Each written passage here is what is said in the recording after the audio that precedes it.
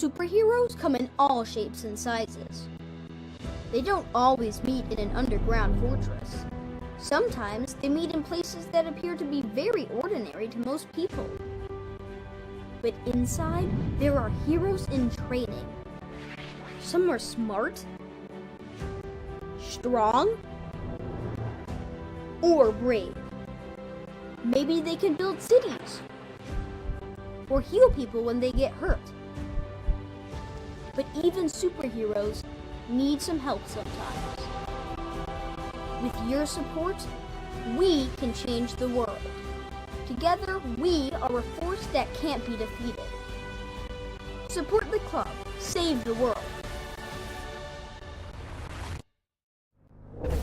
Support your local superheroes and donate now to the Boys and Girls Club of Noblesville at bgcni.org.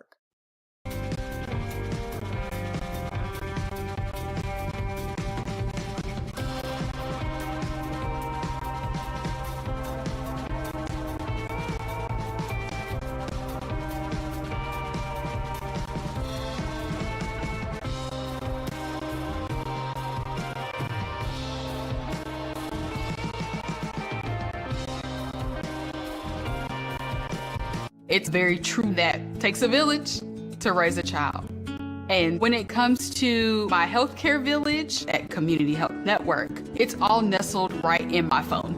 Accessing healthcare is the ability to be connected with your provider and ask a question when you need it. I feel like when I'm meeting with a community nurse practitioner or doctor, they're tuned in to what is going on with me and the way that they can serve me best. Stand by me.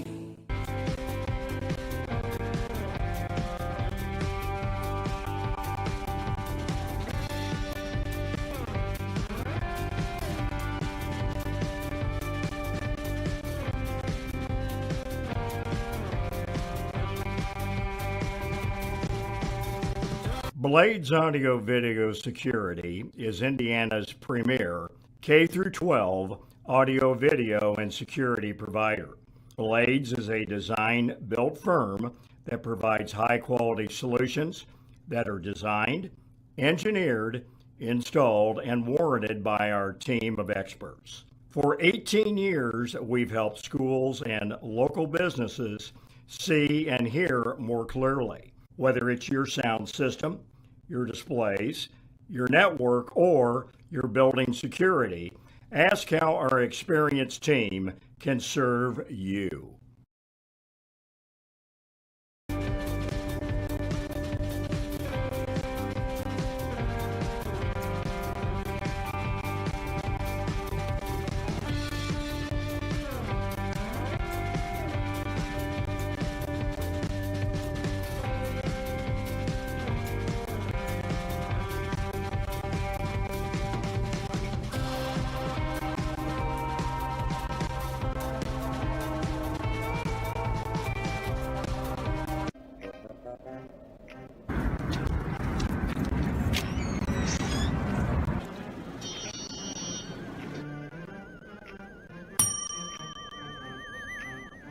Can I help you? Yeah, I'd like to order a hamburger, fries, salt, maybe a large vanilla shake. Yeah. It's a trophy shop, can't you tell? You got a counter right here. Isn't this where you place the orders? We sell trophies, we sell plaques, we do embroidery. No food. You got carry out? Unlike the internet, everything that you need we have here at the shop. Very unique. You order today, carry out tonight. That's our version of carry out. All right, I'll take one of everything. Well, that may take a little longer. We'll have it for you tomorrow night. You know, Jim, I'll be back tomorrow to pick it all up. We'll wait for you. Don't wait long.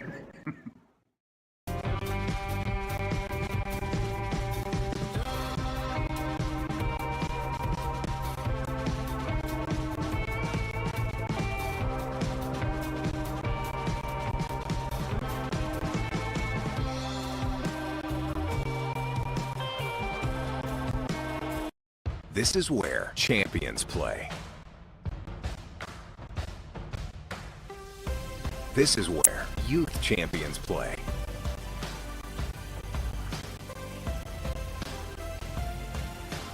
This is where collegiate champions play.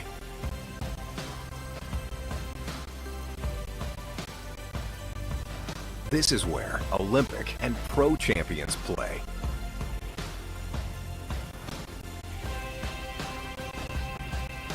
This is where all champions play.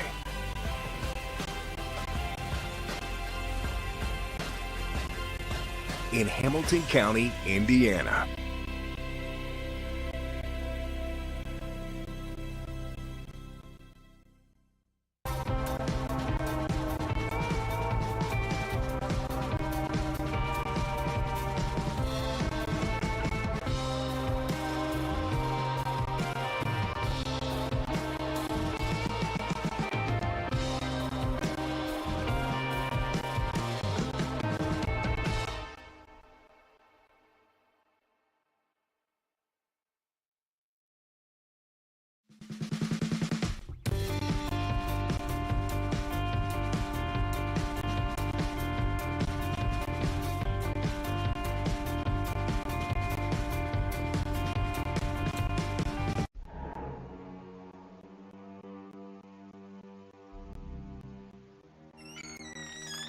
Can I help you?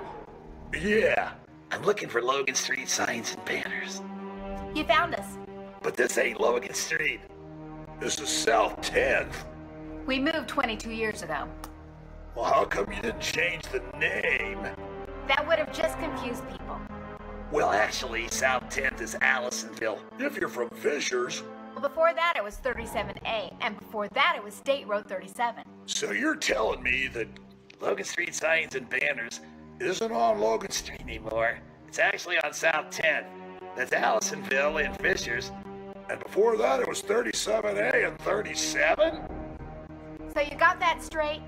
Logan Street signs and banners conveniently not located on Logan Street, but rather South 10th Street in Noblesville. Exactly.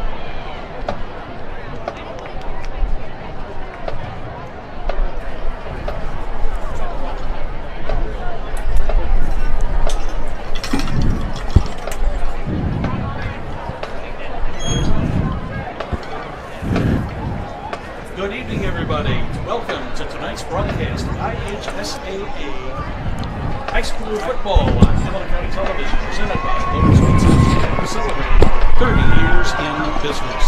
We'd also like to thank our other fantastic sponsors, Noblesville Trophies, Gaylor Presidents, Community Health Network. Visit HamiltonCounty.com. I don't know.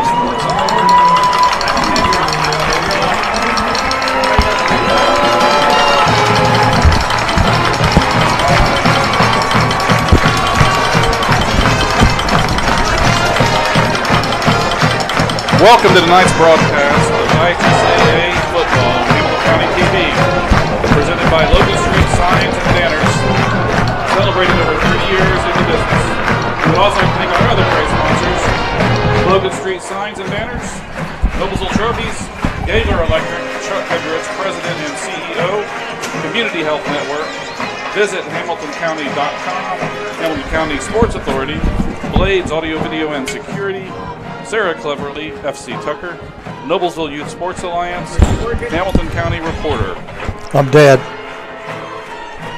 Hello everyone, this is Sean Blades from Beaver Stadium in Noblesville, ready to bring you this opening night of Indiana high school football with the Noblesville Millers tonight hosting the visiting Mount Vernon Marauders.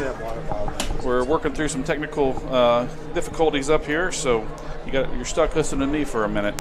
It's going to be interesting to see this year as both these teams are coming in with a little different approaches. Noblesville's pretty senior heavy, got some high hopes. Nothing. Looking pretty good this season. Mount Vernon's coming in not as highly ranked and as loaded, at least on paper, as in previous seasons, but they're always a tough out. They're very well coached by Coach Vince Leidy, and expect to be a tough opponent tonight and give the Millers everything they can handle. Millers, again, are coached by Coach Dave Sharp for the 5th season. These teams have, this is the 5th year of them playing each other.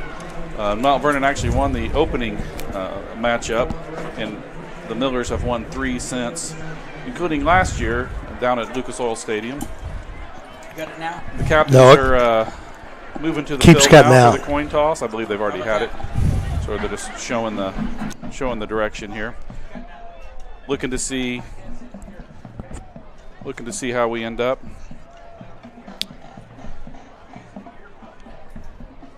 Weather is perfect tonight for football. It's still a little warm, but not terribly humid, and it's probably a good thing we ain't playing tomorrow. It's supposed to be really, really hot tomorrow. Officials are instructing the captains now.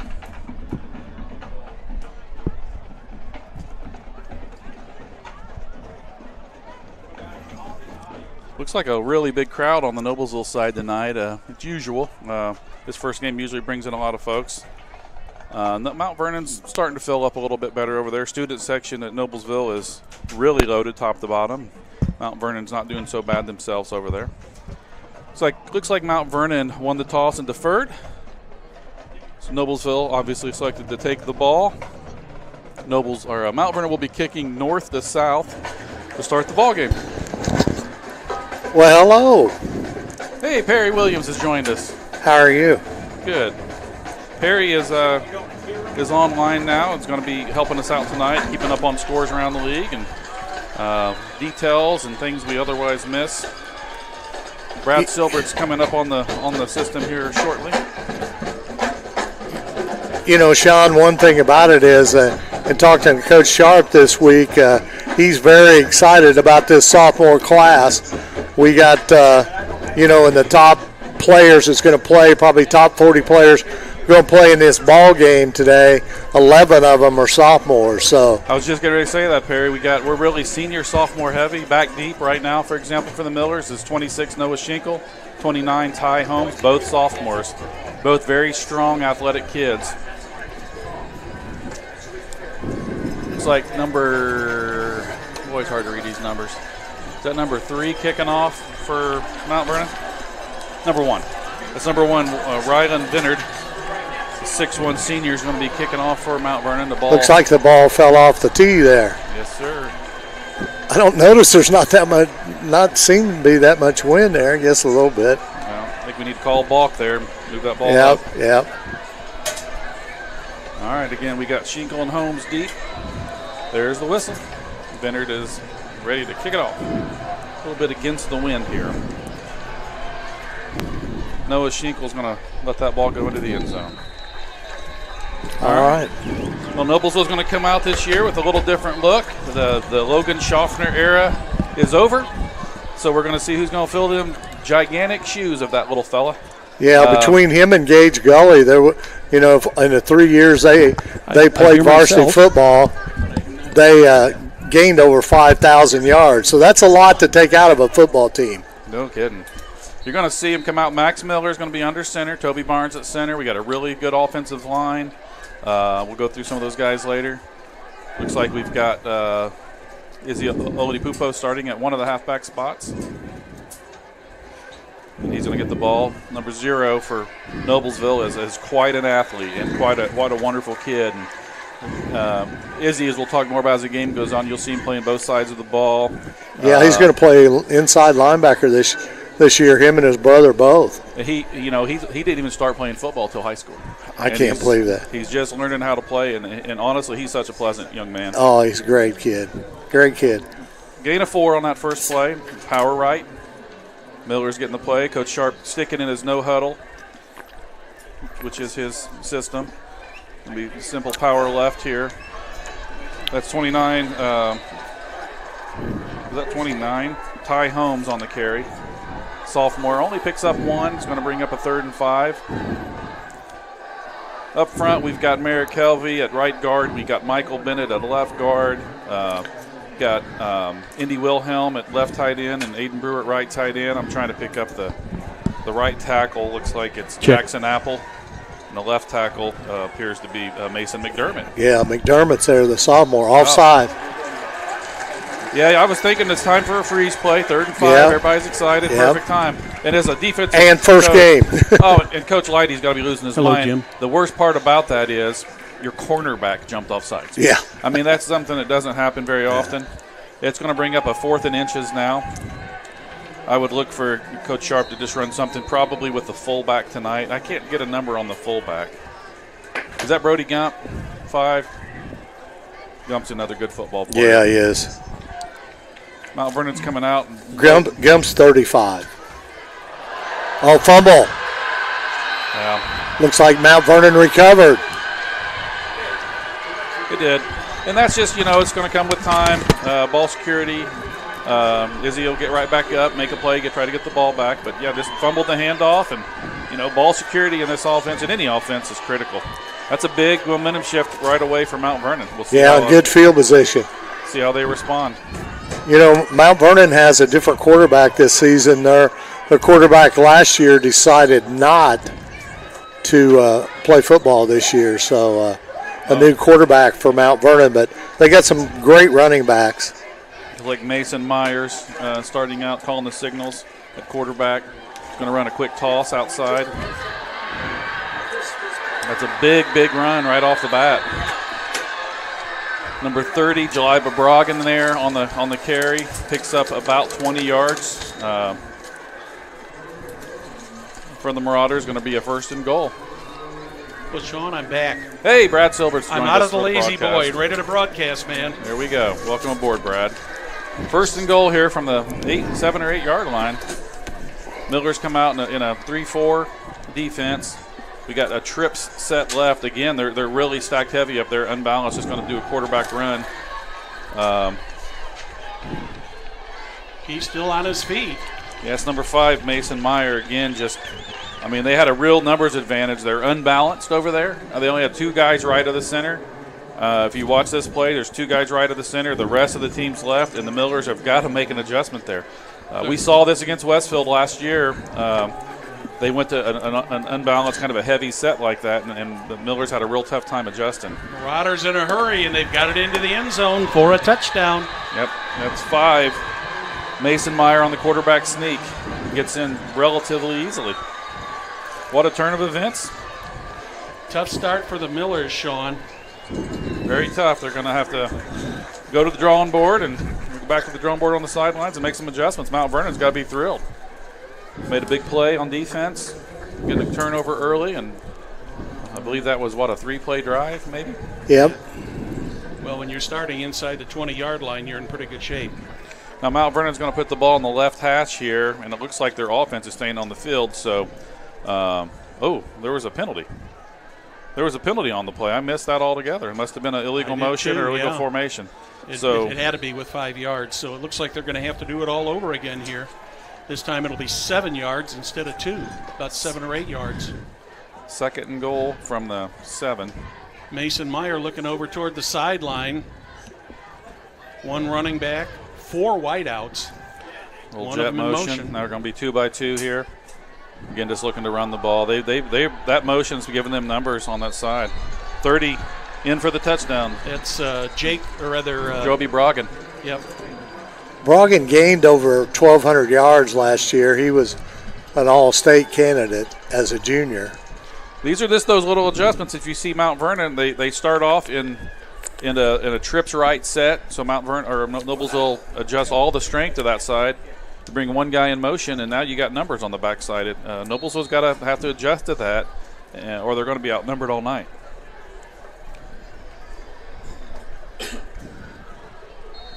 $17 on the hold. That is. It's up and it's good. Caleb Ashley and Ryan Vendard with a PAT right down the pipe. If you look here, watch the motion up top, and we've got to slide a linebacker out, or we got to slide that what we call the 4-tech or 5-tech out, because they just flat out had more guys than we did, and that's just hard to do. Brogan had a clear line right into the end zone there, Sean, and managed to put that away for the 6-point lead here, early going here. The wide receiver for Mount Vernon there had just what we call a stalk block, and he did a wonderful job out there on our corner and kind of drove him back in the end zone. Let's hear from one of our sponsors here, Sean. Celebrating over 30 years, Logan Street Signs and Banners specialize in that last-minute signings and banners, serving Noblesville and Hamilton County since 1992. You can contact them at 317-773-7200 or check them out on their website, loganstreetsigns.com. What about Noblesville Trophies? It offers a large range of products, including sports trophies and corporate awards. Noblesville Trophies provides you with that same-day service for those last-minute decisions. Contact them at 317-773-7391 or check them out on noblesvilletrophies.com. All right. So a 20-yard opportunity that the Marauders were able to take advantage of. Here's the kickoff. Banner to kick again. Manoa Schinkel going to fill this one at the 2. He's trying to go right up the middle, going to his left. He had a little bit of a hole there, but it looked like number 42, that being Grady Furness, managed to catch up with him. He got about a 20-yard return. Nice return on that play, Sean. Yeah, it was nice. Real good hustle. Looks like Caleb Johnson's coming in at left tackle for us. I don't believe he was on that first drive. Millers have a little different look in the backfield right here. They got a lot of guys that's going to rotate through this year. Brody Gump is still at fullback. I think we got Nicky Morris at right halfback, but I'd have to look. Johnson's another one of those sophomores. There's our trap play. Millers go right up the middle, get about 3 yards. Yeah, number 9, Nick Morris, and 26, Noah Schinkel at halfback, along with Brody Gump at fullback to start this drive. First time we've run trap today. It's been power right, power left, power right was the first series.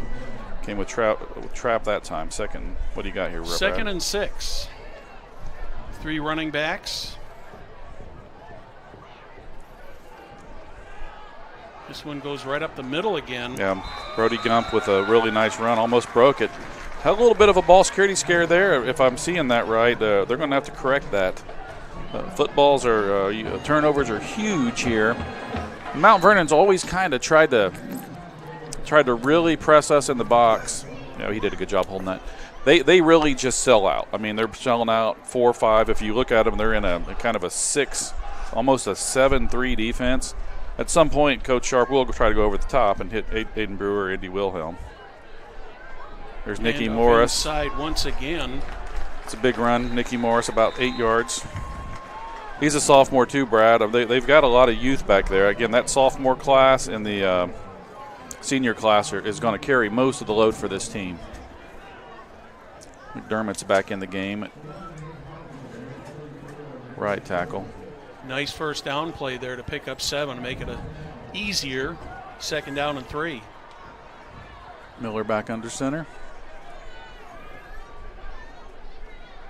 There's the pass. First pass. He's got to scramble. He's got a receiver open down there if he can get to him, but he got the first down. The first down. That's the most important thing. Miller picked broke up about chain. 5 yards on that. Good job of scrambling there by Max Miller. I'd like to see that. It looked like Brewer was covered earlier. They're trying to go to number 2. Nicky Morris kind of did break open wide, but by that time Max had to kind of break contain. You're going to see that with Miller. He's an athlete. He's fast. He strides well. He's smart. And it was a good decision by him to pick up the first down. Well, this is a good drive so far for the Millers that they managed to come out from deep in their own territory, starting at about their own 20, and they've already picked up close to 30 yards on this drive, which is very, very positive. The bobbled snap there. There's some ball security issues here. Yeah, that was Brody Gump, the ball carrier, and a little bit of a problem on the exchange there, but fortunately for the Millers, instead of losing the ball, they only lost about a half a yard. That was a little bit of an issue in the scrimmage. We saw 2 or 3 bobbled snaps. Those are big. I mean, those are drive killers right there. Coach Sharp's hoping to be in 2nd and 4 or 5, and instead it's 2nd and 11. Obviously, they're going to key on Aiden Brewer, so they got that safety. You can see the one safety is just simply over the top of number 2. There's the freeze play again. Good job by Max Miller, probably changing the cadence on the signals there, and drew the 2 guys on the right side over. So that's going to make it a little bit easier 2nd down play, make it about 2nd and 6 rather than 2nd and 11. And the Millers are into Marauder territory at the Marauder 48. Yeah, that's just simply a no play, Brad. That's how they run that. It's not even a play. It's just called the freeze play. Most teams do it now. Just trying to get the other team to jump off, and you still have time to call a new play if you need to. That's Noah Schinkel off the right side with a nice gain. You know, Schinkel's got some size on him at 6 foot, 192 pounds. He's got some power. Strong kid. Yeah, he gets those legs moving. He's hard to bring down. So it'll be a 3rd and call it a long 1 or a short 2 from about the 44. This is where Coach Sharp wants to be, right? Oh man. They sniffed that out big time. Marauder front line just came busting across there. Just a complete missed assignment on the left side of the O-line. I believe that was Christian Kiptu who got across the line, lost about a yard and a half, so now it's going to be 4th and 3. Millers look like they're ready to go for it here, Sean. Yeah, midfield. They might try to run the freeze play, although if they were going to do that, they should have got it in a little quicker. They might run it, but I expect them just to run power to the right side here. Seems to be their go-to. There it is. Got it. Yeah, Izzy on the run. He's a man out there. He's a strong kid. Oladipo. Good game by Izzy. Here's a play right there. Off that right side. See that high cradle with that football, Perry? Yeah, I don't think he's going to fumble again. No. But he's going to be one of the go-to guys on this team this year. Yeah, he's a dude. He's an athlete, man. Reminds me a lot of me with a bunch of athleticism. Good one, Sean. Well spoken. Miller's inside the 30. There's the counter play with Ty Holmes. If you watch that, I don't know if we'll get a replay. That play is supposed to be inside. There's a kick-out block on that backside end, and Ty's got to take that inside. If you watch this, he gets a little out in front of his blockers. He needs to get behind them. They're a little slower, but he'll get that timing right. It's funny because Ty Holmes, that was a big play for him as a grinder. It's called star left, and he was really good at it. Lost about a yard and a half on that, so it'll make it 2nd and a long 11. There's a quarterback keeper. Look at that. Miller's got the ball. He's got a first and more. Now he picked up about 12 yards on that. That was a great fake. Same blocking play. Same blocking scheme, but it's just a quarterback fake, and now he runs back. Watch Talk us through it here. Same, you got a backside guard and tight end pulling, and see how the timing was better, and Max hit the right gap. That's the gap that was open the play before. Coach Sharp saw that. With the timing of the quarterback with that extra pause, set that up a little better. Well, the Millers did a great job on that offensive line of moving everybody over to the right side to open that hole. Yeah, that was good blocking. There's trap. think Gump got tripped up right at the line of scrimmage that time. Yeah. They're going to give him maybe, looks like they're going to put him down at the 15. So Miller's in the red zone. That quarterback counterplay, I'll be honest, that's in the playbook right away. I haven't seen him run that maybe a couple of times in his 4 years. So with Max Miller at the helm, it opens a couple new things up there. Well, Max Miller's such a smart football player, and he's a senior. He's played several different positions with the Miller, so. Yeah, he's got to get behind it. And Baker's at home. Jacob Baker's saying, I could have ran that. I knew he could have ran that. There's a counter the other way with Izzy. Nice job Still by on his Izzy. feet. You know, does he remind you guys of anybody? Just watching him run with the power he's running with. Reminds me a lot. I haven't seen that kind of power in a running back since R.J. Potts with Fishers. He was that kind of kid that just seemed like he was a next level type of athlete. Yeah. And you see that with Izzy, who's honestly, again, just figuring out the game. 3rd and about 3 for the Millers at the 10. Inside once again. It's a great, Still on what the a great job. Just short of the goal. No, they're going to give it to him. Oh, yeah. I thought he was going to be a little short, but they gave it to him. That's Ty Holmes. I'll tell you what, Ty Holmes on the touchdown. Here's a replay, guys. Good run by Holmes. He broke a tackle at the line of scrimmage and then just really finished. But look downfield at Izzy, Max Miller even down there. Lead blocking on the play. I mean, that's good stuff. It's always great when your quarterback's a lead blocker, right, Sean? You know, Coach Sharp's probably going to want Max to quit doing that because he's not, you don't want him getting hurt on it. But, Max is going to get involved. PAT here, who we got? Number 95, Caden Lytle. He's our kicker this year. Yeah, that's what my roster says. Good snap, good hold, good kick. So with 3:50 remaining in the first, we're all tied up at 7. Gaylor Electric, the highest performing national contractor of excellence since 1984. Gaylor Electric's success continues to be built upon the cornerstone of reliable resources, reliable outcomes, reliable insights, all fueled by the genuine care of people. Gaylor Electric, along with Chuck Goodrich, President and CEO, are proud sponsors of Hamilton County Sports. Sean, how big is this touchdown following that fumble? That's a good comeback for the Millers. Yeah, you really needed it, and what you're going to see is, right now the Millers' defense didn't show anything at all.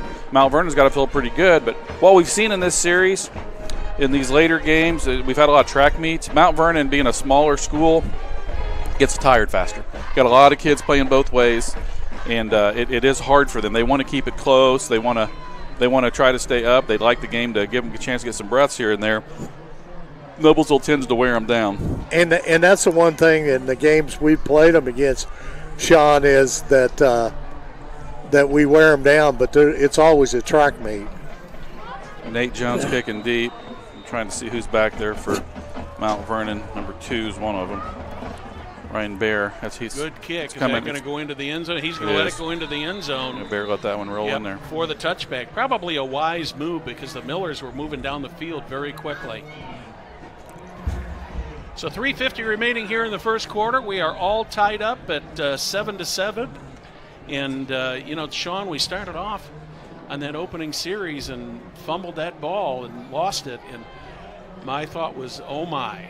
I was concerned, but I'm very glad to see that the Millers were able to get it together, and get the ball quickly back and put that 80-yard touchdown run, or 80-yard the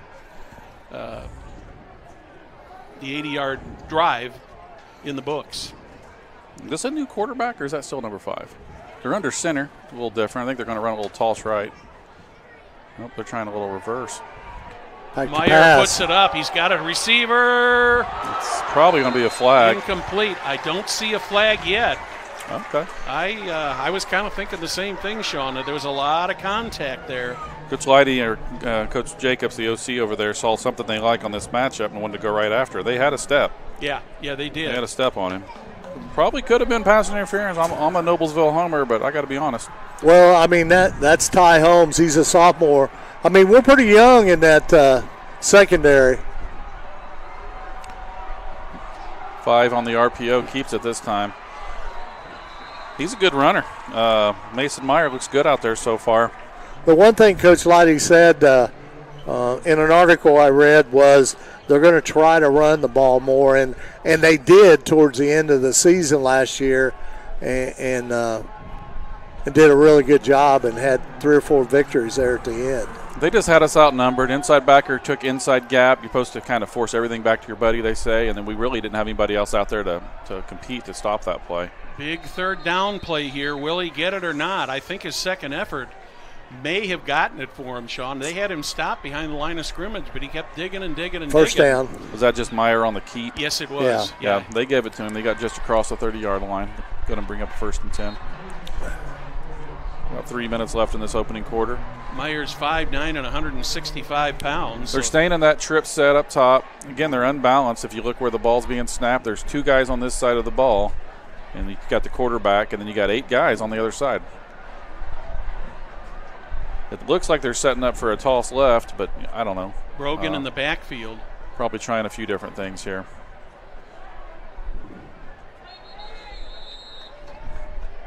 It's early in the season. As a coach, this is where you get frustrated. If you look at that alignment there with the unbalanced set, we have 3 or 4 guys outside on this wide side, outside their offensive tackle, which means if we got 4 guys in one gap, they got numbers over there. Yeah. We have to make an adjustment. Yeah. We have to make an adjustment.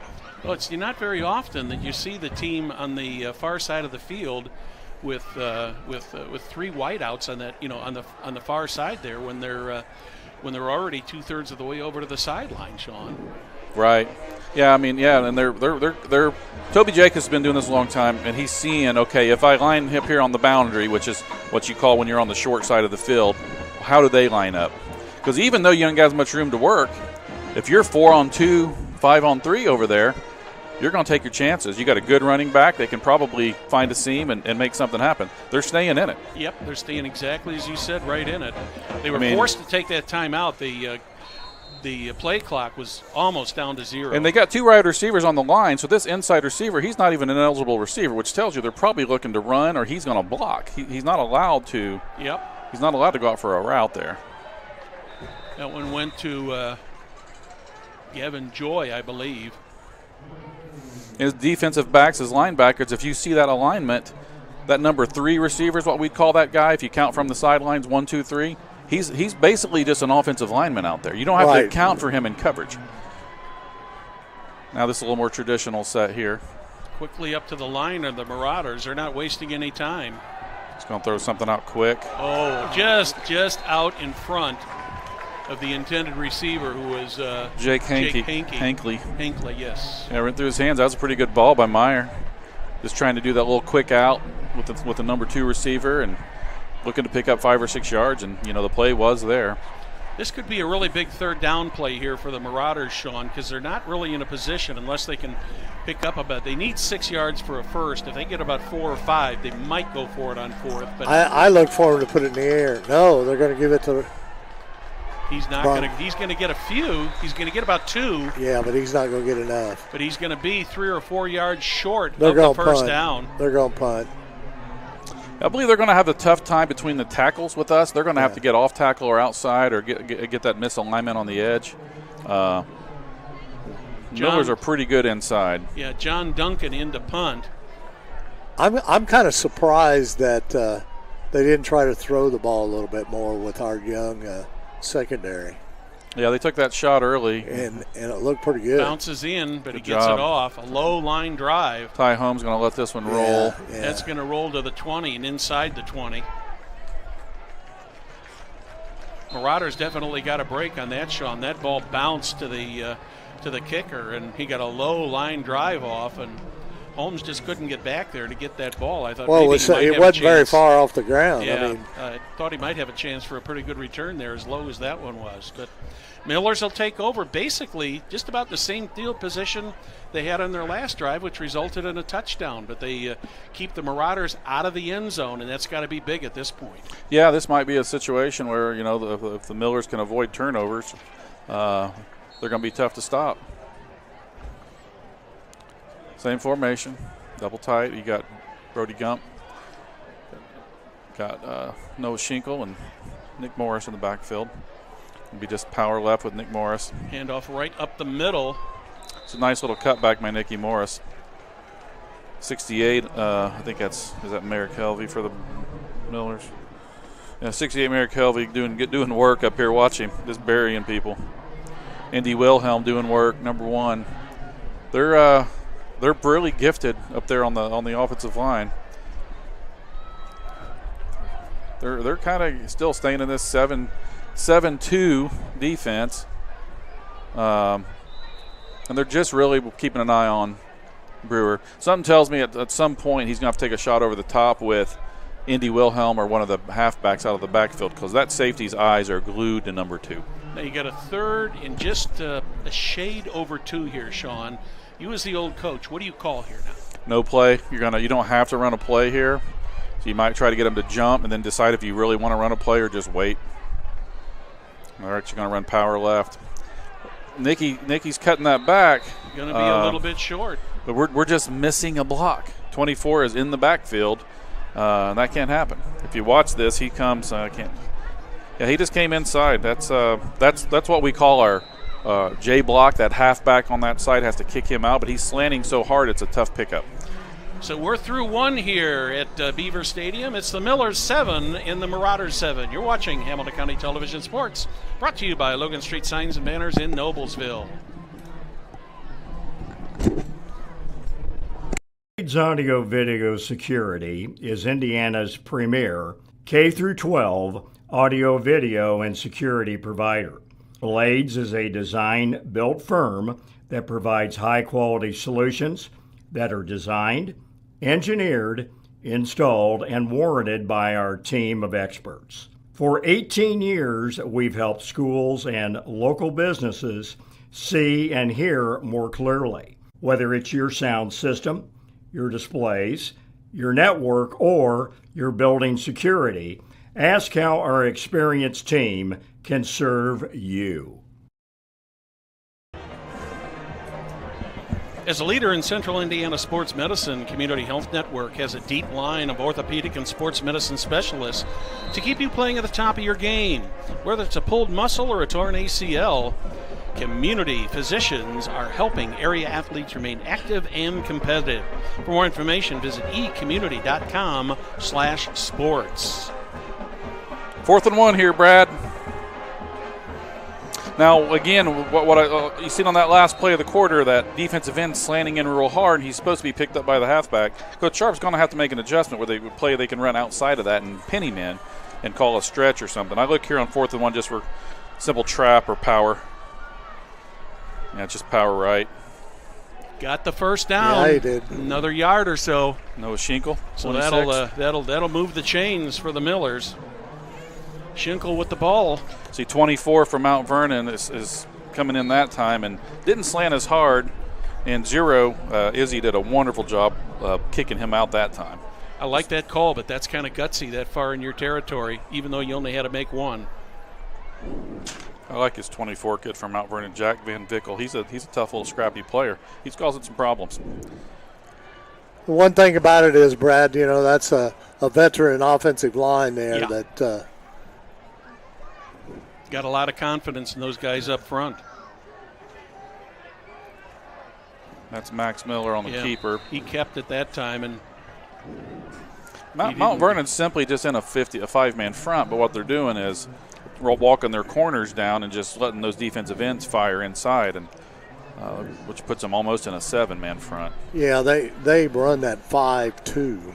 Miller had no place to go on that unless he would have tried to fall back a little bit and make the sweep around to the left or right, but up the middle there was just no hole there for him whatsoever. See the safety over the top there, number, is that 5 or 6? He's just shadowing Brewer. Another one up the middle, still on the feet. Got about a 4 or 5 yard gain on that. Across the 35. Brody Gump. Here's a play with Gump. Just keeps those legs driving there. Well, see, that's what he'll learn on watching film. If he puts his foot in the ground and cuts back to his right there was a wall built. Yeah. A Schaffner was just automatic on that and seeing that, and Brody will get there. Here's a little different formation. 3rd and 4.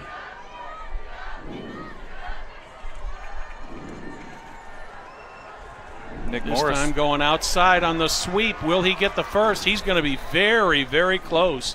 It's all going to depend on the spot. 79 Jackson Apple. A little shaken up back here, but I think he's going to be just. Let's look at Morris here. Yeah, he's got pretty good speed now. He's Yeah, he went out There's of a bounds. holding call.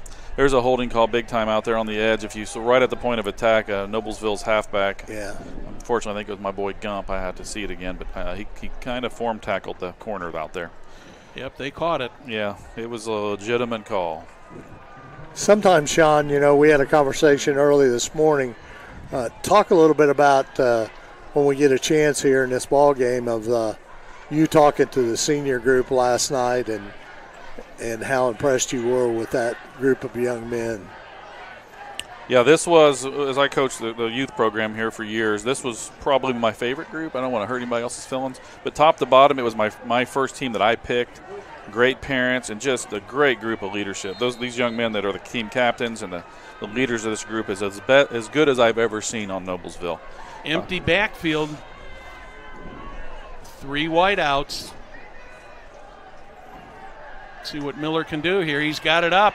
He got it. He caught it. There's a flag on the play. That was caught by number 6, Kelvin Moody. Nice catch by Moody. I wonder if he might have got a face mask on that. It's hard to tell. I didn't see that coming. The Mount Vernon is saying the penalty is against Noblesville. Let's see what the call is. I'm watching the film here. There might be an illegal man downfield. No, they're not. They're not calling it. No, they're calling it. They're calling it defensive pass interference. The Marauders are all pointing back toward the goal, saying this is against Noblesville. Of course, the Millers are going to decline this because the result of the play. But of course, the Marauders aren't refereeing. This is true. Brad. Yeah. If you watch Mount Vernon, they're submarining up front, which is pretty common against our offense. You'll see a lot of teams just submarine and try to take away those pullers and trap blockers. Showing the pass again, but this time Miller is going to keep the ball. He's around the right side. He's got some running room, and he's got 10 plus. Max just kind of a little quarterback draw there and just hesitated, and I think he adjusted his face mask or something halfway through the run. Here we go. Yeah, he got hit in Nice the face move. and then fixed Good it. power. Nice tackle there by 20. Was that 34 for Mount Vernon? I believe it was, Sean. Yeah, that's Josh Schroeder. They're staying in this formation. I mean, I like Brewer against anybody up top. They do have a safety sort of there, but if they run a fade route with him, he's going to be one-on-one. Miller keeps Look it at Miller. again. He's got some room. There he goes. He's Miller. got 2 to beat, but he gets down to the 15. What a great run. Watch Big By 56 Max leading Miller. out front there with that big block. Michael Bennett. Again, just a delayed draw. We pull both guards. Look at Bennett and out. Beautiful block by Bennett there. Ooh, that was almost a targeting play there at the end, but they didn't call anything. And the Mount Vernon Marauders have called a timeout. We'll remind you, Sarah Cleverly is with FC Tucker. You can close it with Clev at 317-695-6114. Are you looking for somebody to help navigate the buying or selling of your home? Well, you can let Sarah Cleverly help find the home of your dreams. Clev's been a resident of Noblesville for 40 years, a Noblesville graduate, and an invested member in the community. For your next real estate experience, close it with Clev. Sarah Clevenger, 317-695-6114. Say Blades Audio Video Security is Indiana's premier K12 audio video and security provider. Blades AVS is a design-build firm that provides high-quality solutions that are designed, engineered, installed, and warranted by our team of experts. For 18 years, we've been helping schools and local businesses see and hear more clearly. We've added securing your facility to how we can serve you better. So whether it's your sound system, your displays, your network, or your building security, ask how our experienced Blades Audio Video Security team can serve your business. Welcome back to Beaver Stadium. 8 minutes, 53 seconds remaining here in the first half. All the scoring came in the first quarter. We're all tied up at 7-7. Miller's knocking on the door here inside the red zone at about the 13 or 14-yard line. This one Miller does hand off. Schinkel off the left side. He had no place to go there. Looks like he did manage to get about a yard or two on that, Sean, but the coverage for the Marauder defense was good, getting over there to their right to get him. Yeah, they did a nice job. It's big 79 from Mount Vernon did a wonderful job scraping down that line and laying a big lick there. That's Cam Reed, 6'1 senior. Worked all the way down and filled that window. Looked like a linebacker down there. So it'll be 2nd and 8 from the 11. There's a heavy dose of number 0 coming at you right here. Or not. They ran the counter back with the quarterback. I think it was kind of a mix-up there, wasn't it? Yeah. No, it was that counter. They pulled both guards. Okay. It's a fake power left, and they're going to try to kick out and lead pull on this side, and they just discombobulated. Sean, they had both me and Perry fooled. Yeah. Of course, that doesn't take much with 70-plus guys to fool. So, little formation change again. They've been running out of this. About 5 or 6. I look for Max Miller to run the ball here, or they may throw it up to Brewer, who's 6'8" and has a 78-inch vertical. So I'd probably throw it. And hands, it's like suction cups. Miller keeps the ball. He's going to score. Spread them out and find a gap. 9-yard run. Cubby Barnes very excited about that. Big center over here happy. Here's the play. Again, they just pull backside guard for a kick out, and there's really nobody there. Mount Vernon just kind of doesn't get there for their assignments. I like those offensive plays we just ran right there. I mean, it was a lot of Max Miller. Yeah, we're spreading them out, and they're going man to man. Yeah. So you're basically just playing 7-on-7 football in the box there, and we're finding a way to get more guys than they got. I think we're seeing that Max Miller's got some pretty good foot speed. He's pretty fast. Max Miller on the hold here. Lytle with the kick. Good snap, good hold. Just got it through there. Good, just got through there. So 7 minutes, 28 seconds remaining in the first half. It's a Millers 14, Mount Vernon 7.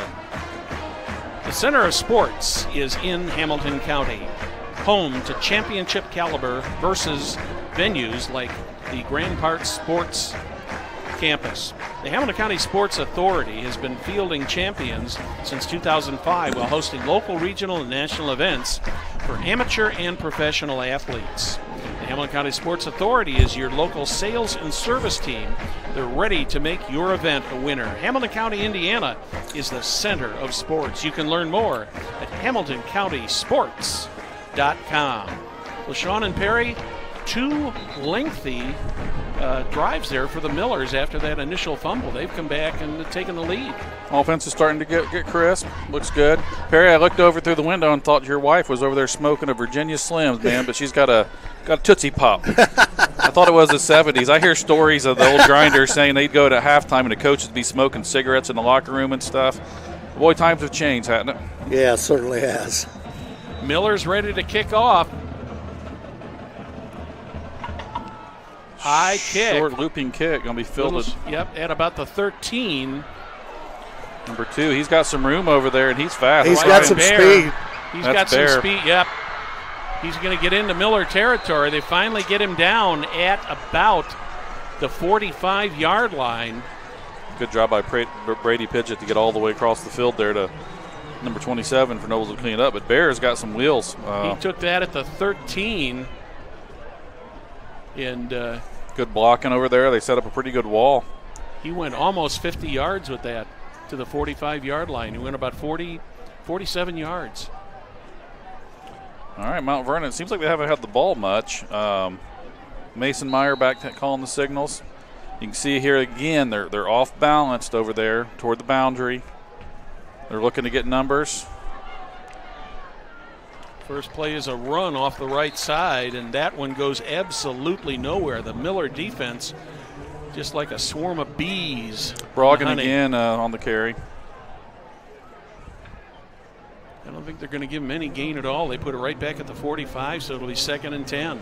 That's Mahedby and Drew Conte, honestly, coming over from the defensive line and in positions and really stringing that play out just with their feet. Meyer wants to throw, and now he's got the whole team on him. He throws that one way out of bounds. I'll tell you, that was a good catch there by Daniel Brake, an offensive lineman for the Millers. They're a sophomore, 6'2" sophomore. Made a wonderful catch there. He just barely managed to get outside those hash marks there, Sean. Otherwise, he might have been called for an intentional grounding there. But it's going to make it 3rd and 10. Boy, a 3 and out here for the Miller defense would be great. Yeah, his first read wasn't there, and the Millers are really, really big, physical, and fast up front. I think Mount Vernon's going to have a tough time containing them. You saw Mount Vernon, and I'm surprised they're not running that unbalance here to the field side. Yeah, see, now they're going to get numbers over here with that motion. They may run the ball. And we've got a delay of game called. Oh, Did not get the snap off, so, going to be a 3rd and 15 play. Coaches go crazy on that kind of stuff, don't they, Sean? Well, you just wonder, how do you go to delay a game when you're running a no huddle? You know? Just indecisiveness probably, and now they're back in it again. It looked like to me, because if you'll see here, they got a tight end down here. They're what we call 2x2, but they're probably going to bring 10 in motion to get some numbers, but they may run a screen or something. Well, there's a false start. Tight end jumped a little bit from Mount Vernon. They're going backwards instead of forward. They're going to be at 3rd and 20. 3rd and 10's now 3rd and 20. Back to their own 45.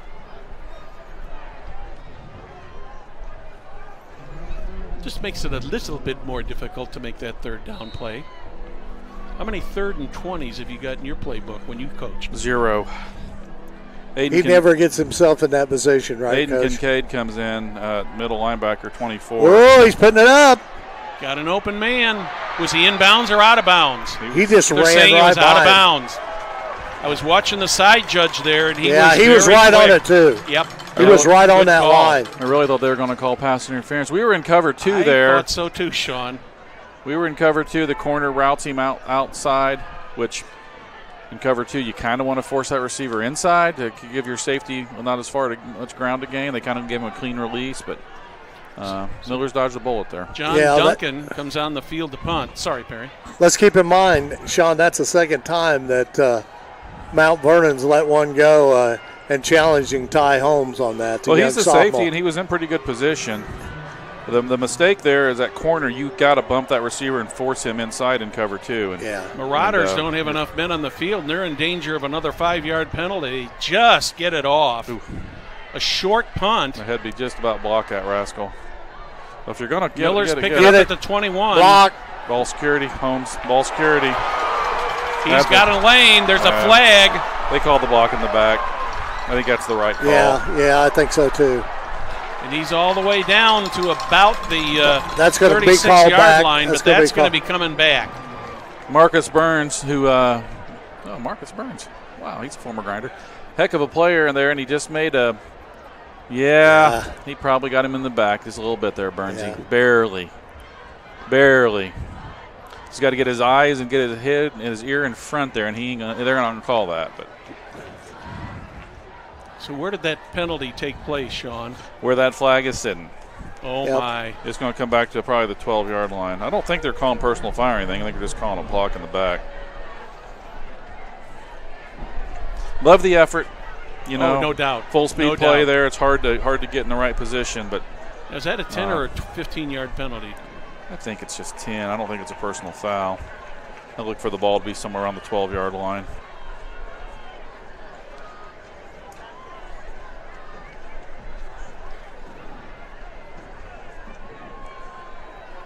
I believe they did call the personal foul. Yeah, they're giving them half the distance. Yeah, so that'd be, if it would have been, if it would not have been a personal foul, it should have been at the 12. But call them blindside block. Yep. Blindside block, and you just gotta kind of set a pick. There is what they want you to do these days, and it makes sense. You don't want kids getting injured when they're getting blindsided like that. So the Millers were at the 36 of the Marauders. Now they're back at their own 11.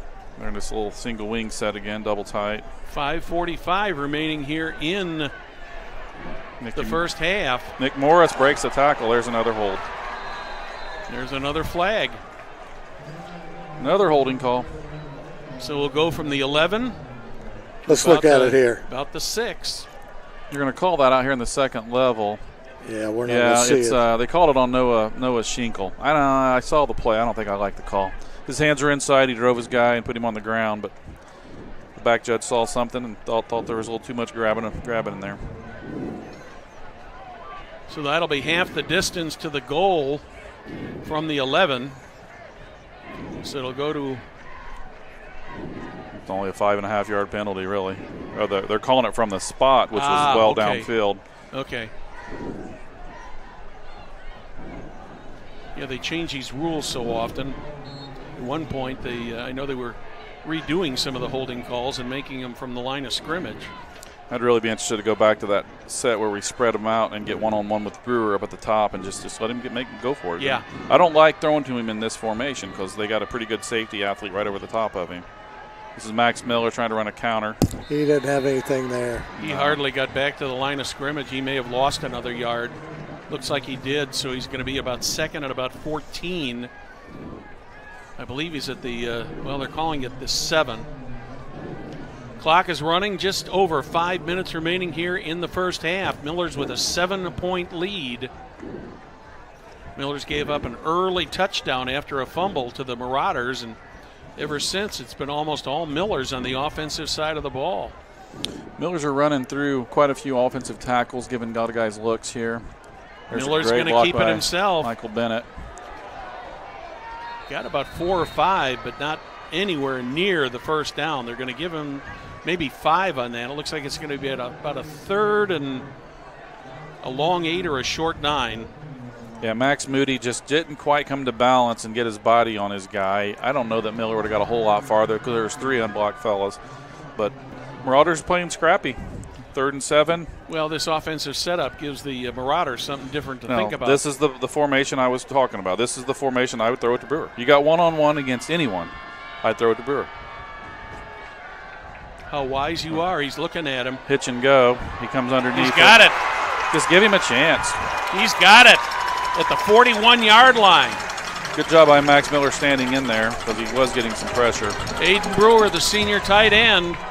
They ran a little hitch and go. Pretty good blocking by the Millers up front, too. And I'm going to call you Coach Blades from now on, the way you called that one.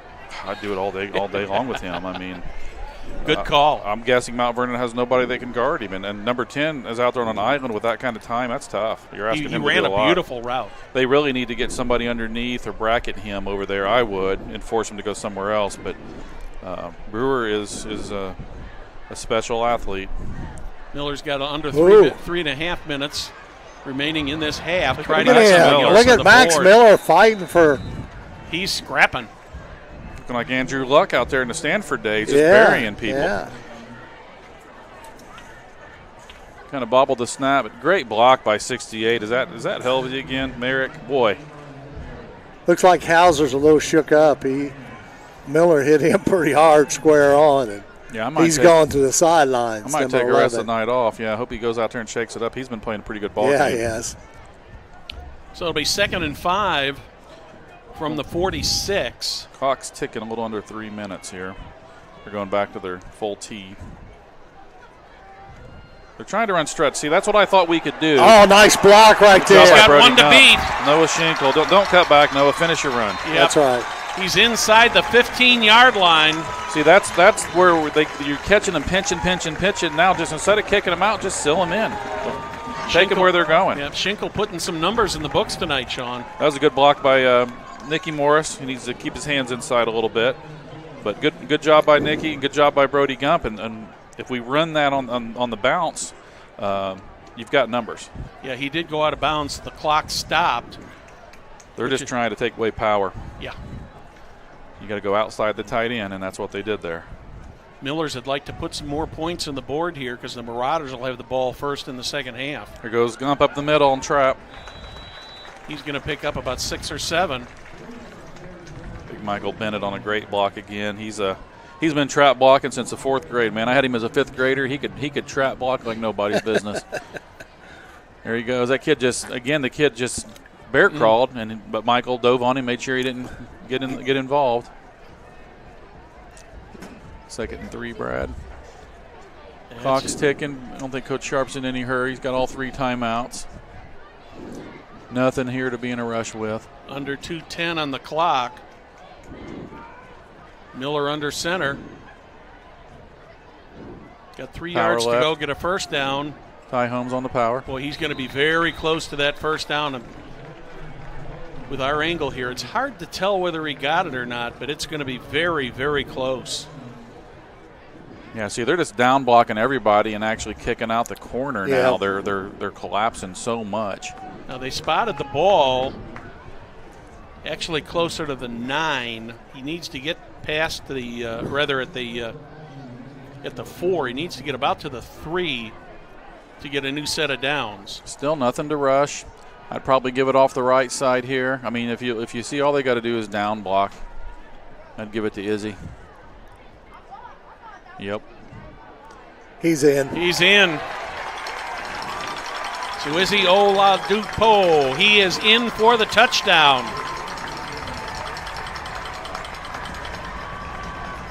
Yeah, you see Aiden Brewer and big 75 there. Caleb Johnson did a wonderful job just down blocking and clearing the way.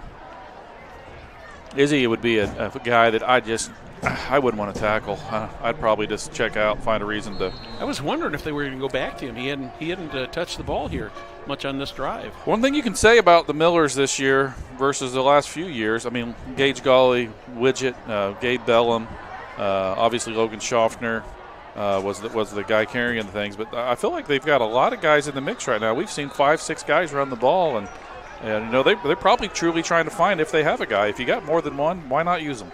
That's right. And, the one great thing about it is 3 or 4 of them are sophomores. So. Yeah, and especially when you got guys going both ways. And of course, Gump's only a junior, so. Gump's a senior.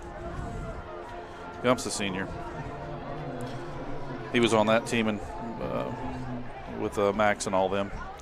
Now, Mount Vernon jumped off sides on the PAT, so Coach Sharp says, what the heck, 2 yards for 2 points, let's try it.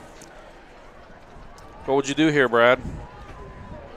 I'd go right up the middle with Mr. Miller or to 0. Right side was 0. Yep. Just that Either play way. right there. Right there. Right there it is. Good blocking on that right side. He's got it. Yeah, Mount Vernon's getting a little wore down right now. Which'll happen. So now it's 22-7 here with 1 minute and 12 seconds remaining in the first half. Apple Brewer, Michael Bennett, great blocking all the way around. Yep. Celebrating over 30 years, Logan Street Signs and Banners specialize in last-minute signage and banners, serving Noblesville and Hamilton County since 1992. You can contact them at 317-773-7200. Be sure to visit their website, www.loganstreetsigns.com, and follow them on Facebook. Say when you're looking for trophies, Noblesville Trophies offers a large range of products, including sports trophies and corporate awards. Noblesville Trophies provides you with same-day service for those last-minute decisions. Contact them at 317-773-7391 or check them out online, www.noblesvilletrophies.com. Well, Sean, with the exception of 1 turnover here in the first half, the Millers have played one heck of a first half here. Looking pretty good, getting a little bit better offensively, starting to wear them down, starting to figure out where they're going to be. I'm still not sold on our defense right now. I think Mount Vernon's got some opportunities, and I look for them to make some adjustments. I want to see how we respond. Short kickoff. The Marauders are going to let it go out of bounds at the 21-yard line. Number 10 there, Gavin Joy for Mount Vernon, was very wise there. He had a good angle on that. You could see it. He was ready to pounce on it if it took a funny bounce. Well, and he could see the way the trajectory of the ball was coming. That unless you said, like you said, Sean, unless it took an odd bounce, it was going to end up going out of bounds, and they're going to have the Millers re-kick here. Oh. That surprises me a little bit. Because don't they get it? They get it at the 35 or the 40? I can't remember which it is. If they have the option. And we were a little confused there. We had defense on the field. It's I think they wanted to back him up because they feel like the Millers don't have a deep kicker this year. So I don't know if the Millers don't have a deep kicker. They're just choosing not to kick it to those guys. Could be the way. I do see number 81 out there on that last play. I had to look at Xavion Bond, another sophomore, my former neighbor, of course. Great kid, great player. Used to see him out walking his little fluffy dog every morning. make fun of him, but he's awesome. It's good to see him out here. It's just amazing how fast these guys grow up. All right, everybody watch 81, see if he makes a play here. That's going to be even shorter, but it's picked up by number 40, Piankowski. He got it at the 40, and he gained about, he got about 7 yards. So they're in a little better field position than they would have been had they not forced the re-kick. So the Marauders have got 1 minute and 7 seconds remaining here in the half. They do get the ball for the second half to open the second half. So let's see if they're going to try to aggressively go for this, Sean, or if you're Coach Lighty now, what do you do? Well, I think you probably try to score. I mean, I think they were going to probably put a couple of them in the air. Mount Vernon's getting the ball to start the second half too, so yeah. they'd like to. But Miller's put Aiden Brewer back in the middle of the field. Well, he's a good running back. That kid is special. You can see it in him. He's like I said, he gained 1,200 yards last season. Yeah, Brogan. Yeah, he scored their touchdown. He can move. He can really move his feet. He got tackled by the hair that time, I got to be honest, but you can do that. The Marauders with one. Oh, that ball was tipped, but it ends up a reception for Gavin Joy, and he's going to have a first down, it looks like. Ty Holmes with a big hit over there from the safety position. Did. And the Marauders, after making that first down, they call a quick timeout there. They got it down to they're putting it at the 42. Woo! Yeah, he came up hard. They didn't call a timeout. We just didn't have anything in the flats. They were kind of giving that underneath route there. Not this time. Scramble, scramble, scramble. He's going to have to go out of bounds. No choice. He's going to end up losing a couple yards. Well, praise Oladipupo, the younger brother of Izzy, made a really good play there with using his inside linebacker speed. We see that when you call that a missile. When you see a quarterback rolling out, that inside backer, depending on what defense you're in with our guys, he's got a missile to the quarterback. He's got to get there as fast as he can. You don't give him all day to look for a receiver, and he did a wonderful job there. Yeah, he did. Well, Mason Meyer, he lost 3 yards in the play, but he did save a timeout. Yeah, Mount Vernon's only got one timeout. Right up the middle once again. That's Mahid B. and they're going to have to use it here. That's praise, Mahid B. Both Oladipupos were in on that play. And they do call the timeout with 19.9 remaining here in the first half. What a beautiful opening night for football, Sean and Perry. You couldn't ask for conditions better than this for the game. That's great. Nice sized crowd here tonight. I was checking that flag, because we're kind of kicking these pooch kicks, and I was just thinking, Noblesville, what do we win state in soccer every year, Perry? Yes. I have a hard time believing we don't have a soccer player come out here and kick that ball 70 or 80 yards. But given that full position could be a problem in the long run. Well, they got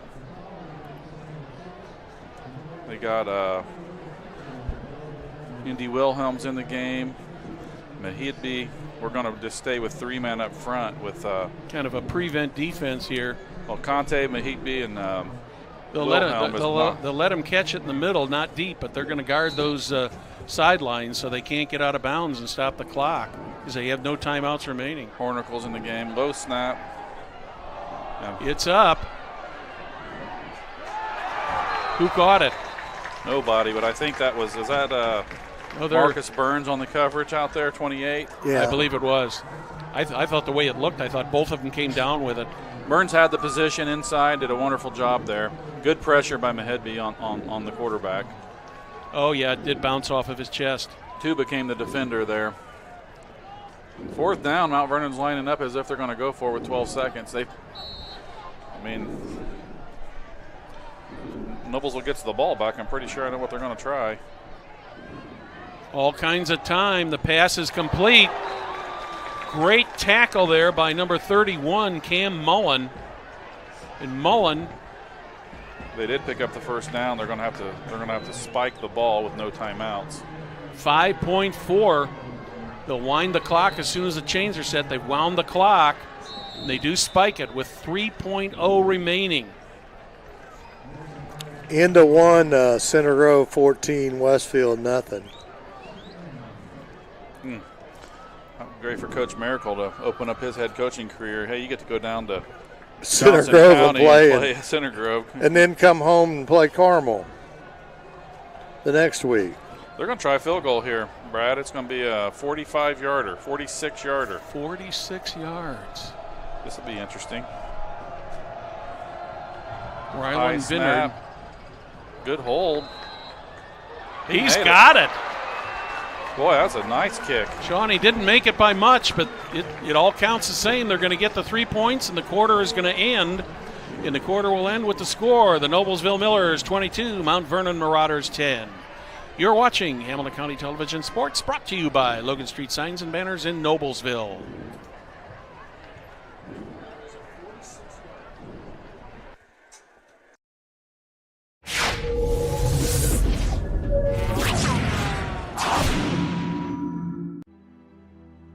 Superheroes come in all shapes and sizes. They don't always meet in an underground fortress. Sometimes they meet in places that appear to be very ordinary to most people. But inside, there are heroes in training. Some are smart, strong, or brave. Maybe they can build cities, or heal people when they get hurt. But even superheroes need some help sometimes. With your support, we can change the world. Together, we are a force that can't be defeated. Support the club. Save the world. Support your local superheroes and donate now to the Boys and Girls Club of Noblesville at bgcni.org.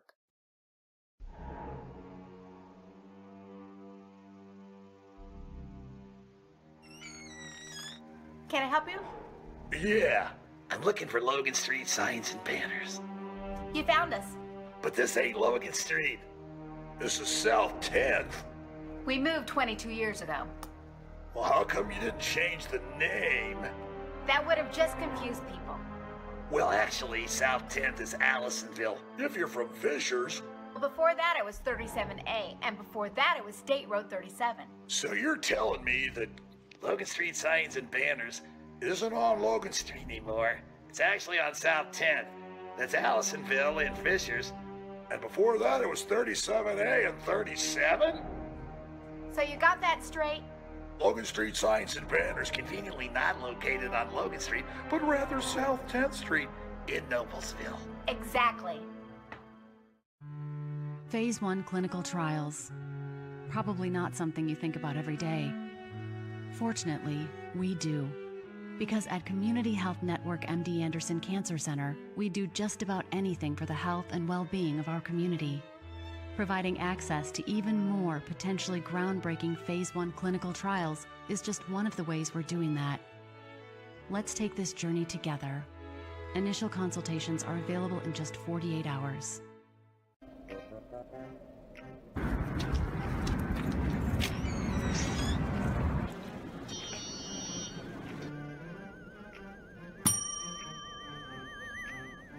Can I help you? Yeah, I'd like to order a hamburger, fries, salt, maybe a large vanilla shake. Yeah. It's a trophy shop, can't you tell? You got a counter right here. Isn't this where you place the orders? We sell trophies, we sell plaques, we do embroidery. No food. You got carry out? Unlike the internet, everything that you need we have here at the shop. Very unique. You order today, carry out tonight. That's our version of carry out. All right, I'll take one of everything. Well, that may take a little longer. We'll have it for you tomorrow night. You know, Jim, I'll be back tomorrow to pick it all up. We'll wait for you. Don't wait long. If you've ever watched a loved one being treated for cancer, you know the feeling. There's nothing you wouldn't do to make them well. At Community Health Network MD Anderson Cancer Center, we get it. That's why we bring a multidisciplinary approach to care teams. We've got a lot of people who know how to treat your specific type of cancer. There's no reason they shouldn't all be working together, and one really good reason why they should. Initial consultations are available in just 48 hours. This is where champions play. This is where youth champions play.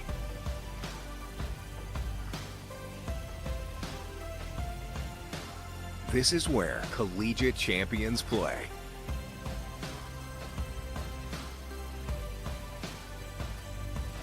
This is where Olympic and pro champions play.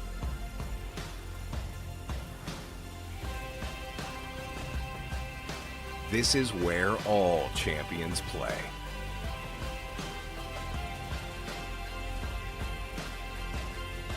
In Hamilton County, Indiana.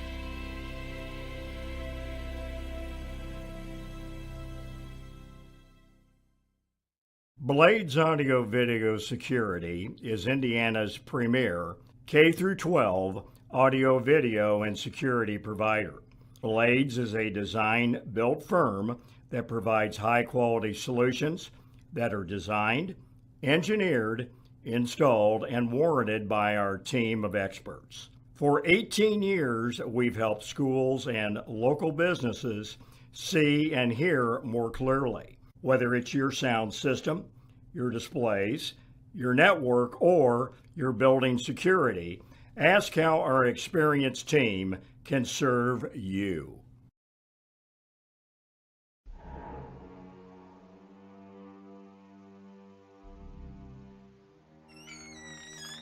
Can I help you? Yeah, I'm looking for Logan Street signs and banners. You found us.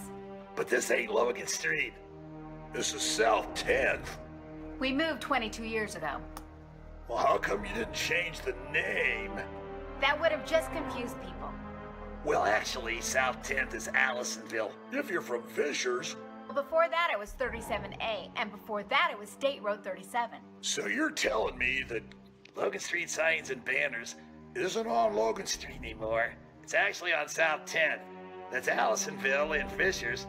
And before that, it was 37A and 37? So you got that straight? Logan Street signs and banners conveniently not located on Logan Street, but rather South 10th Street in Noblesville. Exactly. This is your IHSAA. This is your state. This is your high school. This is your athletic association. Fans, I'm IHSA Commissioner Paul Knighty, and we're here to make sure that all of this remains yours. This is your state. This is your community. This is your IHSAA.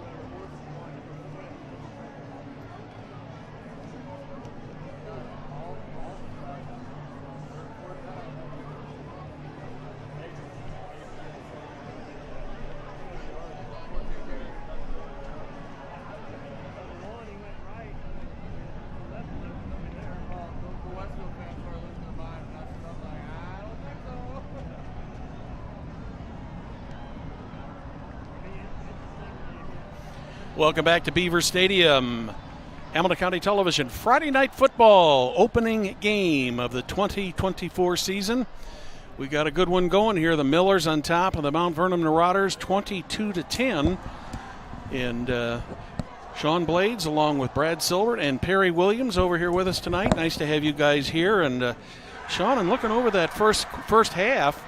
Millers came out with kind of a rough start, fumbling the ball and giving up a touchdown to the Marauders early, but then they came back and scored 3 unanswered touchdowns, and right at the close of the half, the Mount Vernon Marauders put a 46-yard field goal through to make it 22-10. Pretty good game going so far.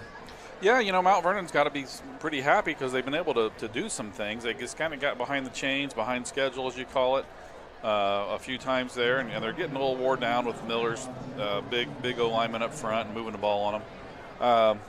Izzy Oladipupo puts the ball on the ground the first series. Hey, the kid's, I don't think he's ever carried the ball before this season. Here's a senior, played football for like 3 years, just not getting to carry the ball.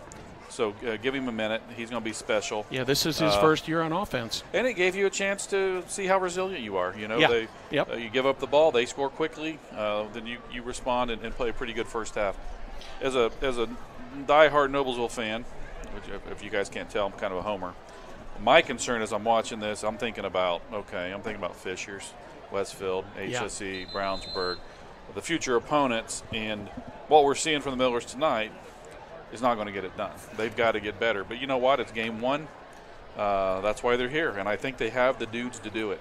And the film will help, and they'll make adjustments, and they're going to get better and better and better, and that's the goal. Well, arguably, and depending where you live and work, the Hoosier Crossroad Conference, it's probably, if not the top conference in the state, one of the top conferences in the state. And I'd even go as far as saying it's probably one of the top conferences in the Midwest. It's easily the top conference in the state. Who's got a better conference? Yeah, I mean, the MIC maybe used to, but now the MIC has Warren Central's up there and Ben Davis. But outside of that, they're pretty thin. Yeah, with Carmel and Center Grove leaving.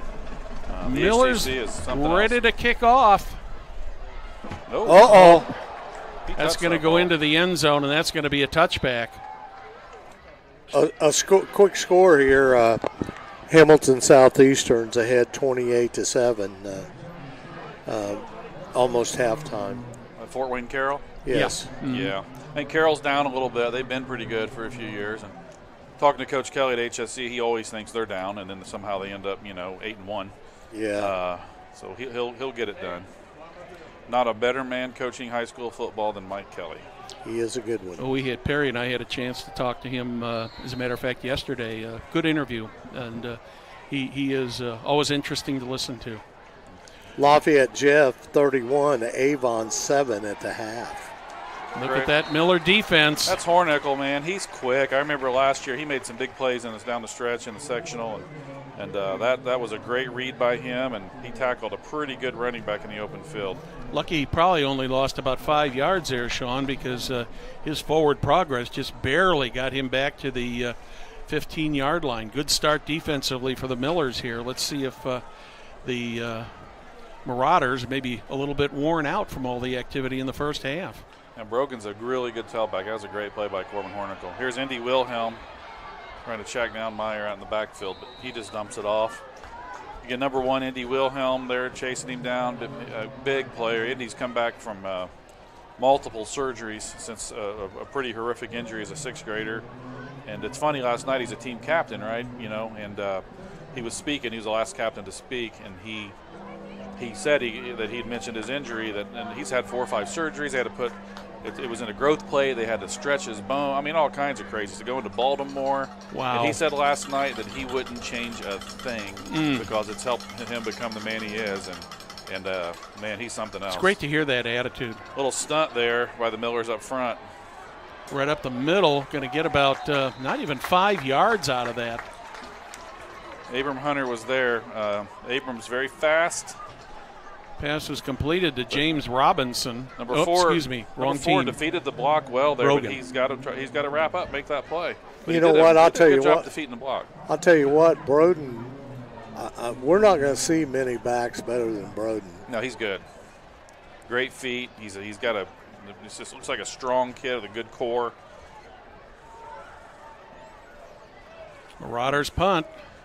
High punt. Wow. 2 guys deep, a very short. They're going to let it. They're going to let it roll. It's not quite going to make it to the 50. It's going to be at about the 48-yard line, where the Millers will take over 1st and 10 in excellent field position. Absolutely. Sean. Hey, I got another score here. This no surprise. Almost halftime in Center Grove 21, Westfield 20. Ooh. Wow. So Westfield took that 14-0 wake-up call and said, let's get to work. Wow, that'll be a fun one down there in Center Grove. I got a call from my buddy Scott McCoy down there today. I didn't answer it. I was playing golf. But he's excited about Center Grove. They're always loaded. Who's more important, Scott or golf? Scott or golf? Depends on how I'm playing. Today it was a toss-up. Okay. Did play a 3-hour round today up at Elwood. All right, so the Millers take over in what we call plus territory here, Brad. They're on our side. We're on our side of midfield. Nikki Morris takes the power play, cuts it inside. Right up the middle, just off to the left. Gets about 2.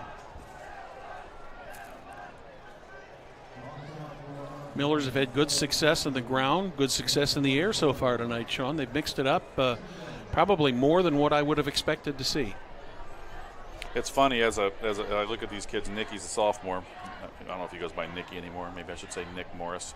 Let's watch this play here. Here's that stretch play again with Schinkel. He's got one to beat. He's going to be knocked out of bounds inside the 25-yard line. It's a really good adjustment.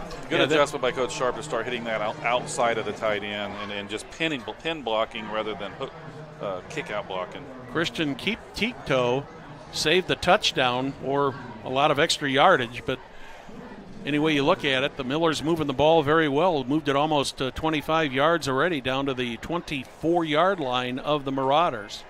Yeah, Nick Morris actually blocked 2 guys on that play. If you see that replay, that was a wonderful job by him. I was going to say, as a grinder, as a 6th grader, he was our fastest kid on the team with a 5.9 40, and he was probably 4 inches taller than everybody on the team. Really? It's interesting how it all kind of levels out. There's Brody Gump up the middle. Oh, he tripped. Wow. Good play right there. Come on, Brody. That was your chance. Yeah. Chance for pay dirt. He got tripped up just a little bit. Let's watch this. Really good trap. Merrick Helvey on the great kick out. McDermott getting backside. These guys are all learning barely the speed of the game tripped here. up. That was a touchdown-saving trip there. Brody used to be one of my best Fortnite buddies. We used to play a little Fortnite together. I might have to remind him of that there. 1st and goal inside the 8, closer to the 7. Schinkel needs to get his butt up. They were running the freeze play, and he was just squatting, and if the defense picks up on that, they know that we're not going to run a play. Here's Schinkel off the right side. Nice cutback by Noah He's going to be in the end zone. He made up for it. Noah Schinkel with the touchdown.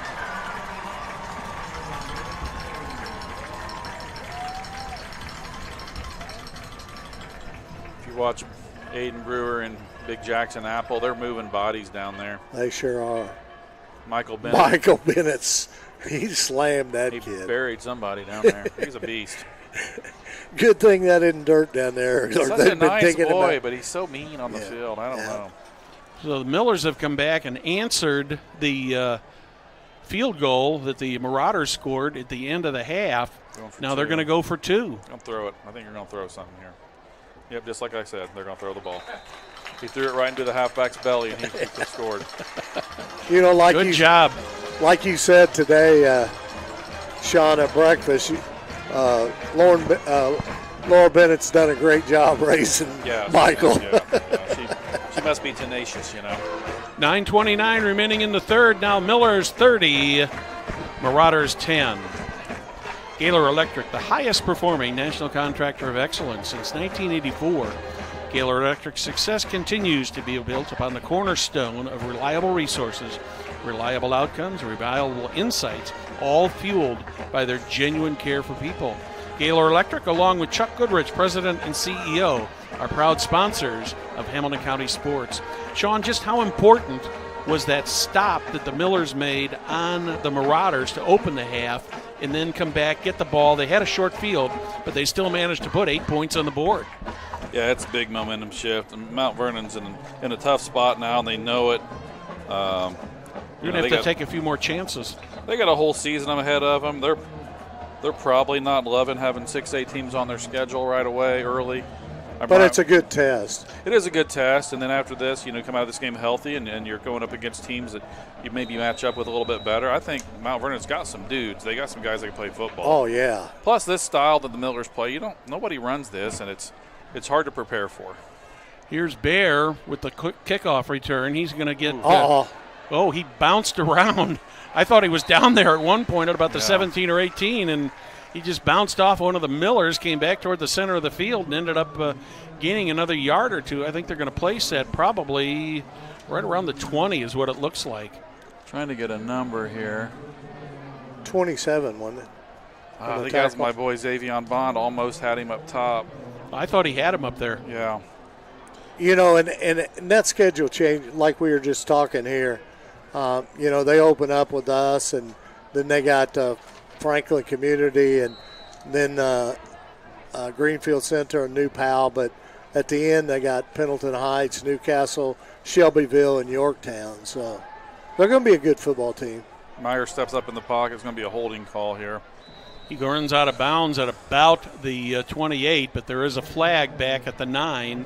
Yeah. And the preliminary indication is holding against the Marauders. Mahedby is really, really, really tough to block with his speed, and he gave him fits there, and they had to reach out and grab him. Looks like Hunter's down out there. Yeah, we do have an injured Millers, player. number 4. They're working on that left leg. It's cramping. Looks like P.J. Stanley's going to come in and replace him. Sean, you were talking about the difference between 4A and 6A, of course. But one of the advantages that Coach Vince Leidy has, he came out of Hamilton Southeastern, and of course he grew up down in Newburgh, down there at Castle High School, where his father coached him, and legendary coach down there in the South. So Coach Leidy and some of his assistants are very familiar with the HCC team, so it's not like they're coming into totally foreign territory on these games. And I don't know, Brad, I'm not an AD. I don't know, is this game still set up for the next several years? How do they work those things? I don't know. They do them under contract, but. And usually we don't know until it gets to the end. Like on Sheridan's game tonight, this is the last time they'll ever play Western Boone. Really? They've opened up with Western Boone for almost 15 years, and that contract's ending this year, and they got South Adams to take Western Boone's place. Western Boone's growing quite a bit over there too. So Sheridan's kind of staying the same. You said they picked up South Adams? Uh-huh. Well, that's a haul. Yeah. Yeah, from all the way over to the eastern border. But we know Bud. It doesn't matter who. He's going to play him. I read today Bud's actually missing this game tonight. Yeah, first time in 60 years. Run right up the middle. Nice stop there for the Millers. Boy, he hit that cold quick. By Oladipo. That's a good one. Brogan is on that one. Yeah, he's a good running back. They get about 4 or 5 on that. Looks like it's going to leave about a second. And, they're calling it 15 on the scoreboard. Meyer on the boot. Look at that group there, man. Mahedby is just – He's scrambling. Almost intercepted. Oh, wow. Ooh. Was that Burnsy over there on the backside? I believe it was, Sean. Yeah, Marcus Burns. Great athlete. He's done a good job tonight out there. He's a good grinder. He gets a catch on that, and he's got injured. a pick 6. He's injured, though. Something ain't right. He's coming off the field. field. Are they all cramping up here? We're running out of corners, guys. Conte. I remember Burns as a grinder. The one thing I remember about him, he's a heck of a player, very fast and athletic. But his dad had a really cool car. I don't know what kind of car it was. I just remember, man, your dad's got a cool car. You see them out at Dillon Park now and again, out there working together and practicing and working on the craft. And it's paid off for Marcus to be out here starting. He's going to walk around the field. I think it looked like he was kind of pulling his toes, which again makes you think maybe cramping. Yeah, these kids act like they haven't been practicing. They don't let them practice enough these days, if you ask me. Back in the day, man, we were ready by game 1. We about ready to die. Well, we've had some strange weather this week, too. We've had the hot weather. We had the cool weather. Today's a little bit warmer day than what we had, and that's got to have an effect on the kids, too. Meyer back to pass again. Puts it up. He's got a receiver there. Oh, my goodness. Just barely out of the reach of Gavin Joy.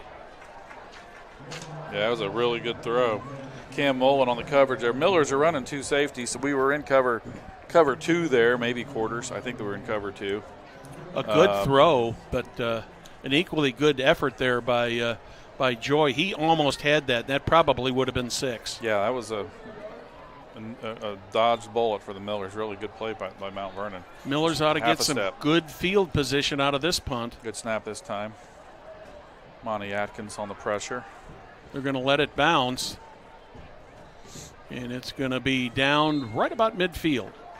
Get about 30 net yards on that punt. Mm-hmm. Wish TV, you were talking about cramping and everything. On Wish TV this week, they interviewed Bud Wright because of him being there for 60 years, and he made the comment that the reason the kids can't take it anymore is air conditioning. They're used to sitting inside. Yeah, that's something to that. There is. I think there's a lot of truth to that. They don't let them practice a lot either these days. Well, and there's heat limitations and. Yeah, there's a lot of things I found out in the last few years, and air qualities and heat. We didn't know nothing about that back in the 80s. We showed up for 2-a-days and rolled around in stickers and barely got water. Yeah, didn't get water. Not saying it was right. Millers take over at midfield, right Schenkel. up the middle. Schenkel on the ball. He's still going. It looked like he was stopped after about an 8 or 9 yard gain, but he turned it into a 13-yard gain, and it's time to move the chains again to first down territory. He's got the first down at the 37-yard line. That's the one thing we learned with 3 years of Logan Schaffner, man. Until that kid was down, his feet kept churning, and there was a lot of times when you thought he was down and he'd gain 5 or 6 more yards or even break it. There's Pass Max. on the way. Caught. Really nice throw. Nice throw there. He put that right in the bread basket. Threaded the needle, as we would say. Aiden Brewer right on to the Aiden catch. Brewer. And that's a nice adjustment there because they're covering him over the top, but they ran a corner route, which is a little different look than we normally see there. Look at that. That ball was perfect. Yeah, it was a great throw. The defense was good on there too, but Brewer made a great catch on a great throw. He's a weapon. First down at the 12. Get your butt up, Schenkel. We all know it's no play. See, that's coaching right there. You got to get that up. Teams will pick up on that. 5 seconds on the play clock. Now he's up. Trap with Gump. He's going to have another first down, it looks like. And Mount Vernon's a little wore down at this point. Yeah, that defense has been on the field a lot of minutes today. That's the one thing this offense does, though. If it works great job. correctly, you're going to spend a lot of time on the field. Miller's about 2.5 yards from another 6 points. Here comes another power play.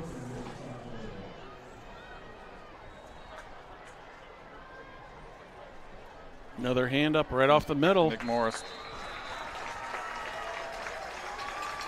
And Nick Morris gets the touchdown on the 3-yard run.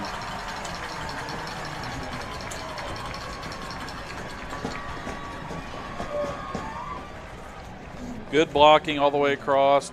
They're really just kind of having their way up front right now. These last 2 possessions for the Millers have been touchdowns of 48 yards and 50 yards on their possessions, and back out to try an extra point. Miller on the hold. Lytle on the kick. Mount Vernon almost jumped again. Up. Drop the ball. Let's see go what down, kinda, Max. Go down, Max. Just go down. So the extra point is no good. So with 7:08 remaining here in the third quarter, score is now the Noblesville Millers 36, the Mount Vernon Marauders 10. Community Health Network's walk-in clinic for sports injuries is open Monday through Friday from 8 to 10 a.m. Sports medicine and orthopedic surgeons are on site to to treat everything from sprains and strains to fractures and joint injuries. Visit ecommunity.com/sports for more information. I'm Brad Silbert along with Sean Blades and Perry Williams. And guys, I expected a high-scoring game, but I also expected maybe that the Marauders at this point might have more than 10 points on the board. Yeah, you know, my son Wyatt asked me on the way over what I felt like was going to happen tonight, and I called 31-17 Noblesville. But Noblesville's offense is a little more explosive, and Mount Vernon hasn't been able to get much going since those first few plays of the game. Well, the Millers had a couple long drives in the first half, one of 78 yards and one of 80 yards. And let's see where this kick is going to be taken. At the 6. See if the Marauders can get themselves some decent field position. He's got one to beat there. Finally ended up still on his feet inside the 20. It looks like he went out of bounds right about the 20 or 21 yard line. That was a great return. Yeah, Nate Jones kicked that, and he's got plenty of leg. We kind of answered the question. He's got plenty of leg to kick it deep, but that ball's at the 4 or 5 yard line. But coverage was skeptical. I see by now you don't want to kick the 30 in the open field. He's a good player, man. But one thing the Millers are going to have to work on is this Brogan. This kickoff return team, So that's two big runs here this kid's had. Once again, the Marauders starting in excellent field position at the Millers 21. Little razzle-dazzle. Didn't work out too good for him. That one was incomplete. Pass. Yeah, but to Perry, going back to that kickoff, it's interesting. Obviously, at 5th and 6th grade, there's a whole different philosophy. But I tended to play my best 11 players on special teams. In high school, it's an opportunity to get some other guys on the field and help yourself out. But it's also an opportunity to give up a lot of big plays. Yes. So there's a little – you don't want to get guys hurt, but you also don't want to give up field position at, across midfield. So it's really trying to identify who you can put out there that can make some plays. Yeah, because come conference time, we're not going to be able to do this. There's Brogan again with a really nice cut. Looks more like what they were doing early in the game there with that outnumbered toss. Yeah, he got about 7 or 8, maybe. Well, he got close to 10 yards on that. Yeah, he may have a first down depending on the spot. Yeah, they're unbalanced over there again, and they have the numbers. Just a quick toss. Got a 3rd and 1. 1, 2, 3, 4, 5 to the right side. Right up to the right side again. Yeah, Coach Jacobs over there is just counting, saying, hey, if you're going to line up like this, we can run this all day. They're picking up numbers. They got numbers. The Marauders do get a first down. And I believe they're going to call it 1st and goal just inside the 10. Call it the 9. As a defensive coach, you really don't expect a team to keep running into the short side like that, but they're having success with it. Under center, which they're not comfortable with. Marauders lucky to get that ball back. Yeah, Mason Myers under center that time, which you got all these teams that like to run a lot of shotgun. When they go under center, sometimes they're just not quite crisp at it. So they end up losing about 4 yards on that. That'll make it 2nd and goal from the 13.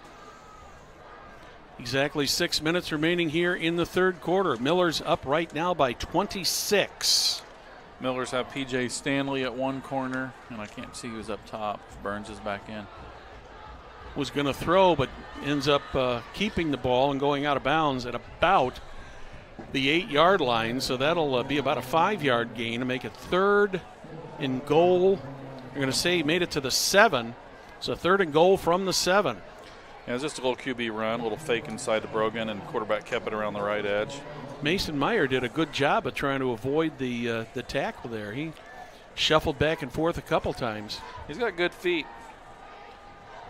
Meyer's a 5'9" sophomore, so he's got some opportunity to grow and get from really, the shotgun handoff around the left side. They're going to be in. Touchdown. Good play design again. You can see the Millers. It's Brogan again. Millers were in a bad spot out there once that ball got outside the D gap, outside the tight end. He just is pure speed. Just kept back. Yeah, Izzy Oladipupo there took an inside block destruction route, and when you read that wide flow, you got to learn to do that. Little trick play there. I don't think he got it. Did he get it or not? They're saying no, he did not. The center just turned and kind of flipped it to 10, Gavin Joy, and he wasn't able to get it.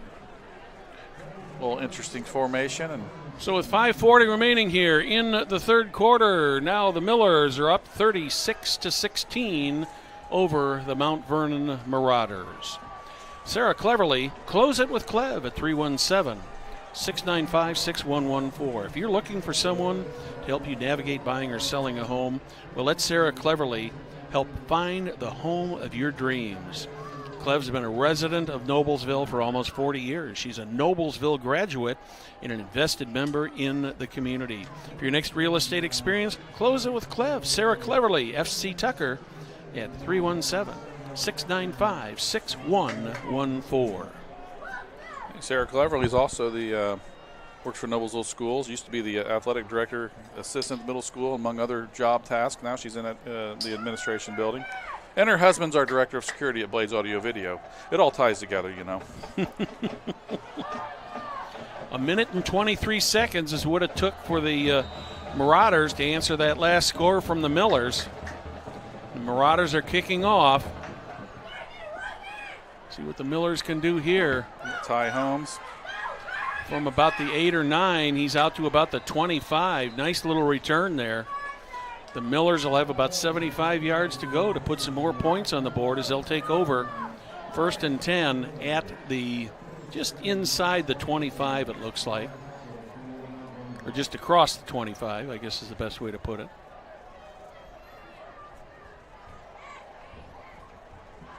Five minutes, 34 seconds remaining. Sean, you got some IEFA football coming up tomorrow. What do we got here on Hamilton County Television? Tomorrow? Yep.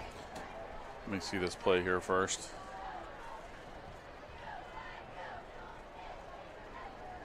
Max Miller back under center. Just going to run the power off the right side.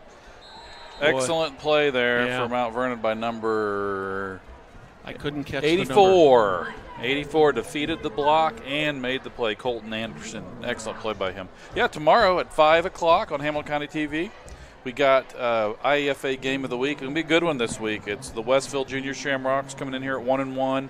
Lost a really close game on the last play, week 1, and then beat Pike last week against the Noblesville Grinders, who've started off 2-0, beating Center Grove and Carmel. Two of the top teams in the league. There's the trap play. Two of the top teams in the league. Join me, and Brandon Bennett is my sidekick tomorrow. Number 56 is dad out there. To call that game, and we expect a good one. The big day in the IFA tomorrow is Brownsburg and Ben Davis face off out in Brownsburg. They're both 2-0, and this game here are kind of the leading games of the week to see how this league is going to shake out. I feel like the IFA this year has 4 or 5 teams that could win it all, which is unusual. 3rd and 8 for the Millers. Oh, Max Miller on the keep play. Haven't seen that today. He's going to be short of the first down by about, looks like about 2. You've got a 20-point lead here, Sean. You're 4th down and 2. What's the coach do at this point? He's going to go for it. You're on power with the guy that just came in the game. Mr. Oladipo. Oladipo. Say that 5 times real fast. It's like Oladipo, just add a poo in there. Oladipo. Okay. They're running a little razzle-dazzle direct snap to Izzy. We'll just go with Izzy. He likes that. That's what I do. That's just old single wing power play right there, Perry. Love it. Yep. Needed 2. He got 4. They're putting it at the direct snap, pull guard, 37-yard line. Hard play to stop. Carmel's up 17-3 at the half against Homestead, who the Millers play next week. Millers have a road trip, up to the southwest side of Fort Wayne. Max Miller with his Millers under center. Be power play with Nick Morris off the left side. Nice job there. Morris still on his feet, very close to a first down. Yeah, probably about 9 yards. Nick's got feet. Are they going to measure, or are they going to call it a first down? They stopped the clock.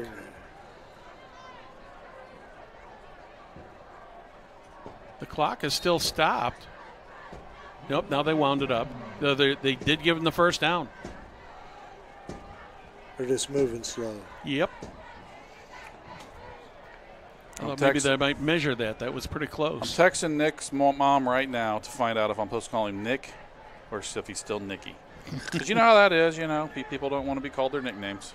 Another run right up the middle. This one's good for about 2 to 3. Just got a text from my son Clayton Blades, who just picked up the game after playing his second 18-hole round of golf today. Hope he did better in the first round when his dad smoked him by 30 shots. I was going to say, does his dad still beat him or not? I do. He's just learning though, and then his brother's been getting better. I don't think I'm going to beat his brother for very much longer. Hey, there we go.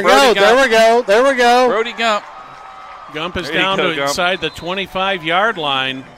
Number 10 from Mount Vernon. Gavin Joy probably saved the touchdown there, but the Millers once again, Sean and Perry, moving the ball very well. Just the trap play.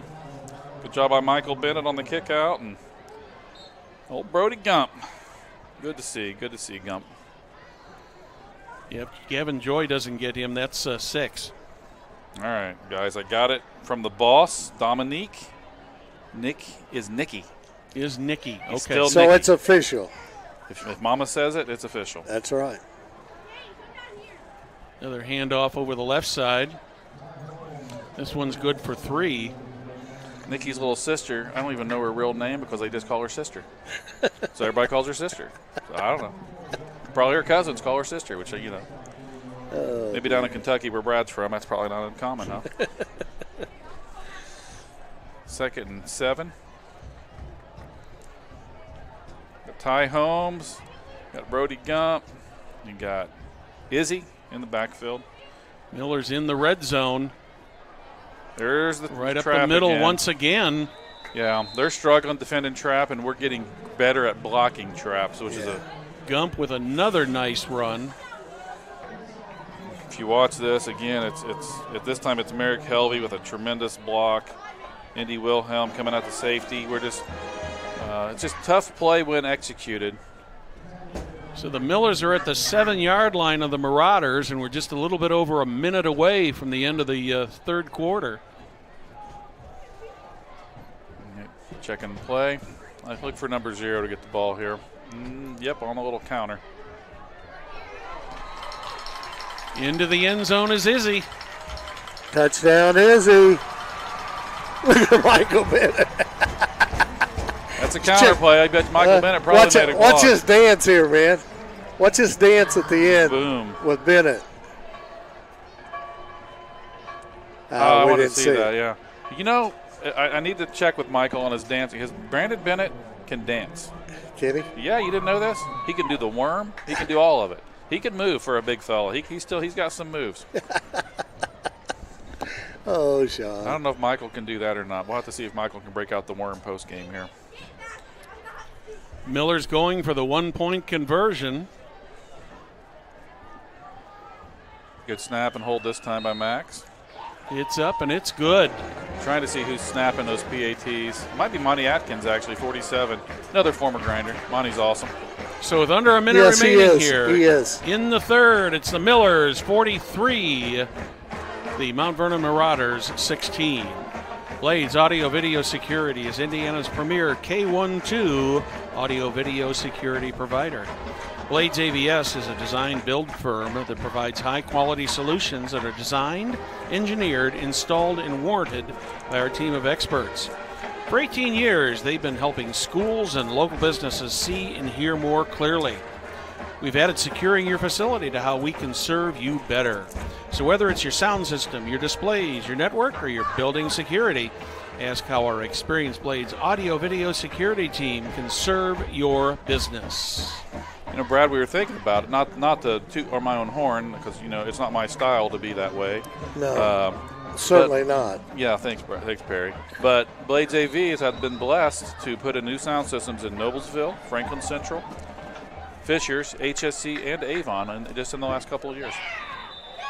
We're trying to get the HCC locked down here. We just need Brownsburg and Zionsville and Westfield. So the kickoff ends up going out of bounds. Let's see, are they going to re-kick or are they going to take it? Looks like they're going to re-kick again. They re-kicked last time. I'd still kick deep. I just wouldn't kick it to number 30. Yeah, I would agree that you want to keep it out of the hands of Brogan. Brogan is, like you said, he's one of the better running back. Reminds me of like Ramondre Stevenson from the Patriots, former Oklahoma Sooner, by the way. Best college program in the nation. And he reminds me of him, just a hard runner, big body, tough kid. Now, how would you know anything about Oklahoma? Hey, man, that's it, buddy. That's my roots. Your roots, just like my roots are Illinois. There we go. They're trying to keep it away from him, but that time Bear takes it. He's running all the way across the field. He's got a lane down the far side, and he's all across the 45, still on his feet, heading across the field again, and finally goes down at the 50. He ran clear across the field from the near side to the far side, down the far sideline, then down the 50-yard line, right to the middle of the field. Wyatt Huffman finally tripped him up. Yeah, I think he ran 117 yards and gained 30. Yeah, he sure did. That kid's good. Both those deep guys from Mount Vernon are solid, man. I see why they're not wanting to kick to him. So the Marauders will take over the ball at their own 49-yard line. They've had some pretty good field position so far tonight. They really have. They really have. And Miller's either going to have to adjust to get some tacklers out there on the kickoff, or they're not going to be able to kick it deep. Because that kicker can't kick it deep. Incomplete. Meyer underthrew his guy a little bit there, but Miller's had really good coverage. Yeah, they had 3-on-1 down there, so. You know what plays missing a lot from high school programs? Not all of them. Some of them still run it pretty well, but you don't see a screen pass a lot, and they're so effective. And it's something to think about, a screen play, a draw play, something to kind of get behind the defense, kind of take advantage of that aggressive rush. Remember Fran Tarkenton, the way he threw screen passes years ago? That was a little before my time. He was a master at the screen pass. Was he the guy on That's Incredible? He could be. He was on the Minnesota Vikings. Yeah. Fran, a little before my time. That's been the 70s, 60s maybe. Yep, it was in the 70s. I keep forgetting you're a young pup. My first memories of football were Roger Staubach, Danny White, transitioning there down in Dallas. Got a little bit of a player shaking up on the field. Be a good time for an ad read, probably, Brad. Yeah. Why don't we remind you that the Center of Sports is in Hamilton County, home of championship caliber venues like Grand Park Sports Complex. The Hamilton County Sports Authority has been fielding champions since 2005 while hosting local, regional, and national events for amateurs and professional athletes. The Hamilton County Sports Authority is your local sales and service team. They're ready to make your event a winner. Hamilton County, Indiana is the center of sports. Learn more at HamiltonCountySports.com.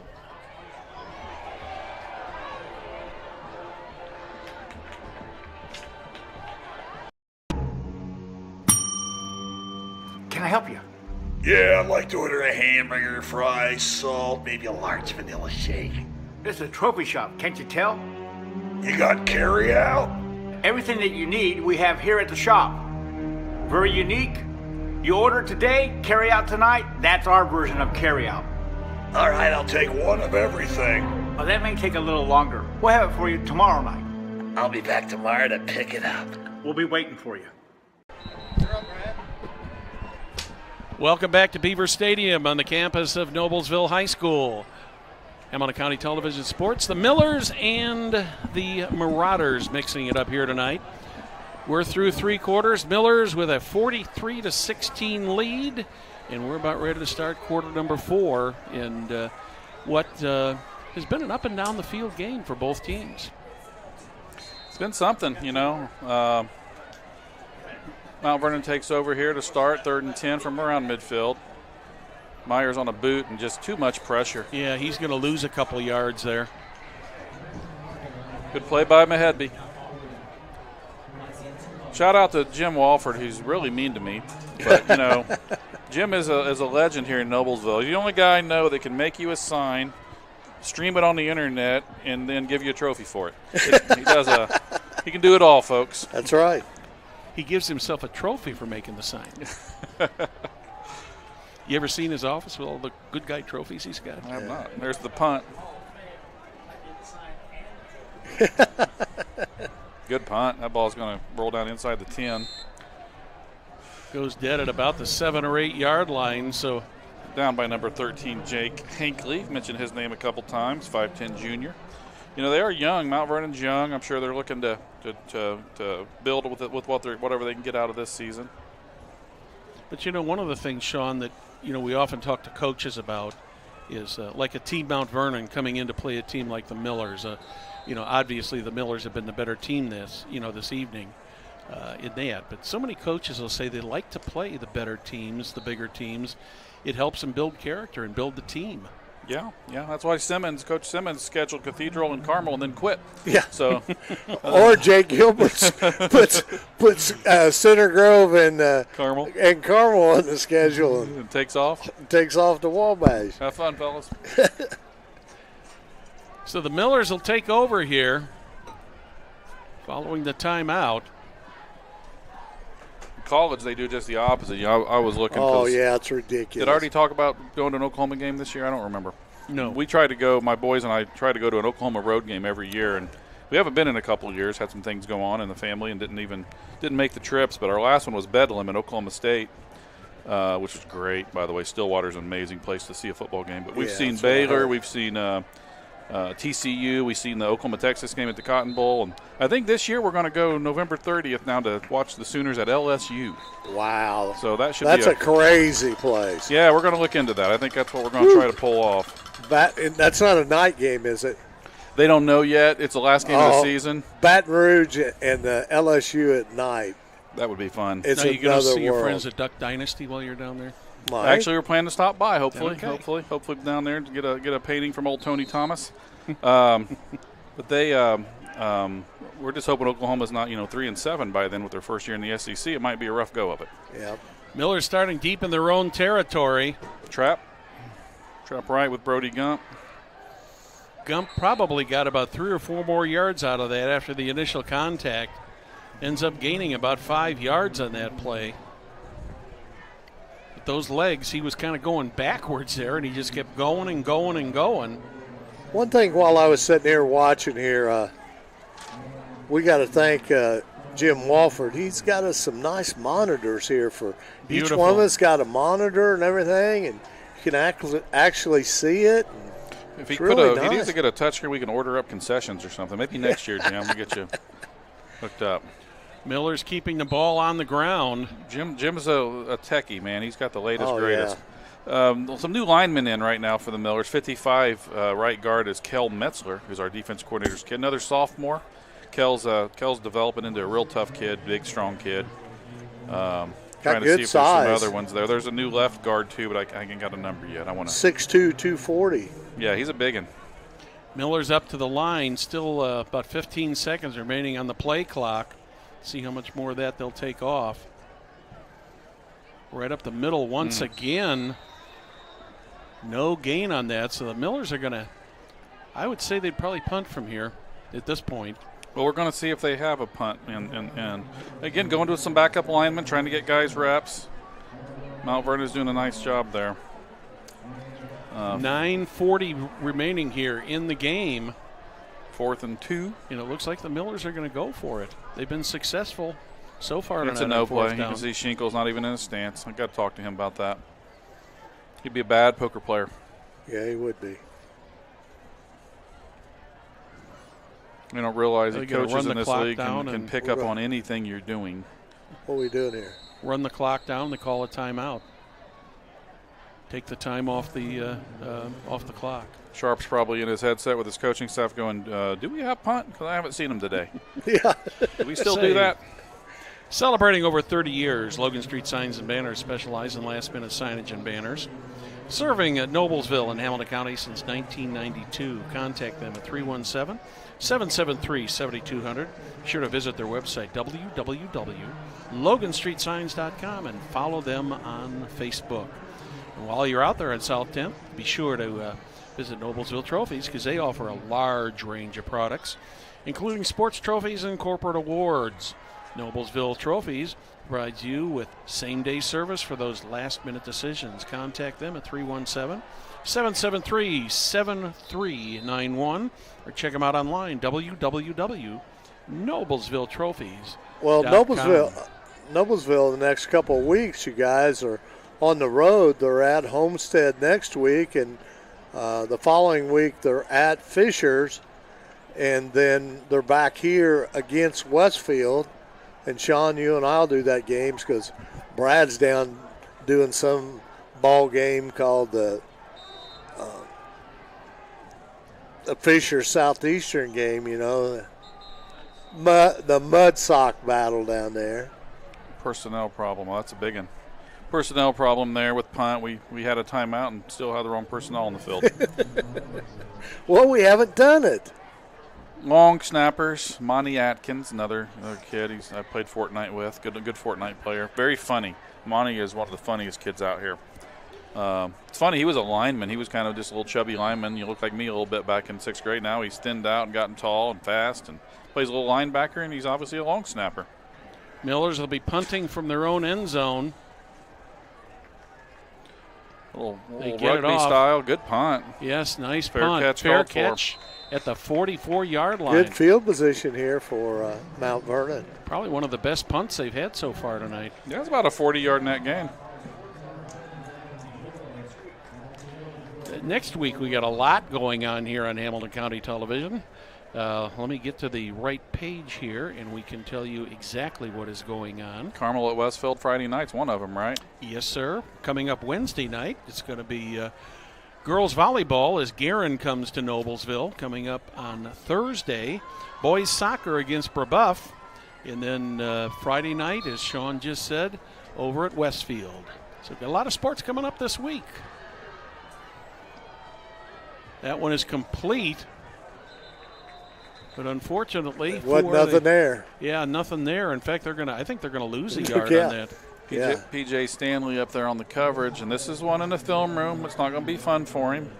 There he is. There he goes. Come to balance. Make the play, man. Don't look for the big hit. Make the play. Loss of about one officially on the play, so it'll be 2nd and 11 from the 45. Marauders with pretty good field position here once again. Let's try to pick up some of these numbers and some of these subs we're getting in the ball game too. 13's Cade Wilson. He's in at corner there. He's a senior, first-time football player. Was out there, came to balance pretty good there, but Meyer's got some quick feet. If you watch it, Monty Atkins is in 47. 24 is Aiden Kincaid, inside linebacker, sophomore. I look for Aiden to be potential all-state material as a linebacker by his senior year. Yeah, one of the top wrestlers in the state, very fast, strong, great tackler. He's going to be special, 24. He got 9 before he was brought down. And the Marauders are going to pick up a first down on a 3-yard gain at the 32 or 33. Brogan on the run there. This is where Coach Leidy's thinking, do I keep guys in? Do I pull them? The Millers are definitely trying to rotate and get some depth on the field. I see 90 in there for Zach Carlson for the Millers. 8:20 remaining in the 4th.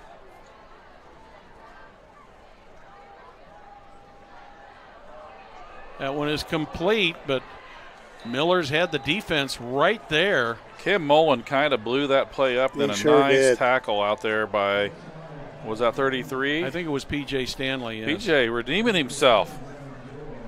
Shut up, Coach Blades. Look at you. Yeah, there you go. Gets back to the original line of scrimmage, which is the 32.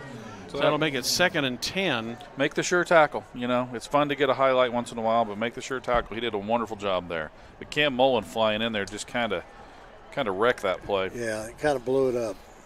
They're again heavily unbalanced away, but I think they're going to come back this way with that motion. Yeah.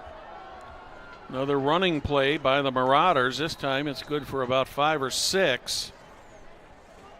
Down to about the 27. Shep Coyne, number 22, one of my favorite players of all time on the field at safety. Shep's another one's battled injuries, honestly, since the 6th grade, and it's good to see him out there at 22 at the safety position. I'm trying to see any new numbers, get everybody some credit here. 3rd and 5. Meyer on the keep.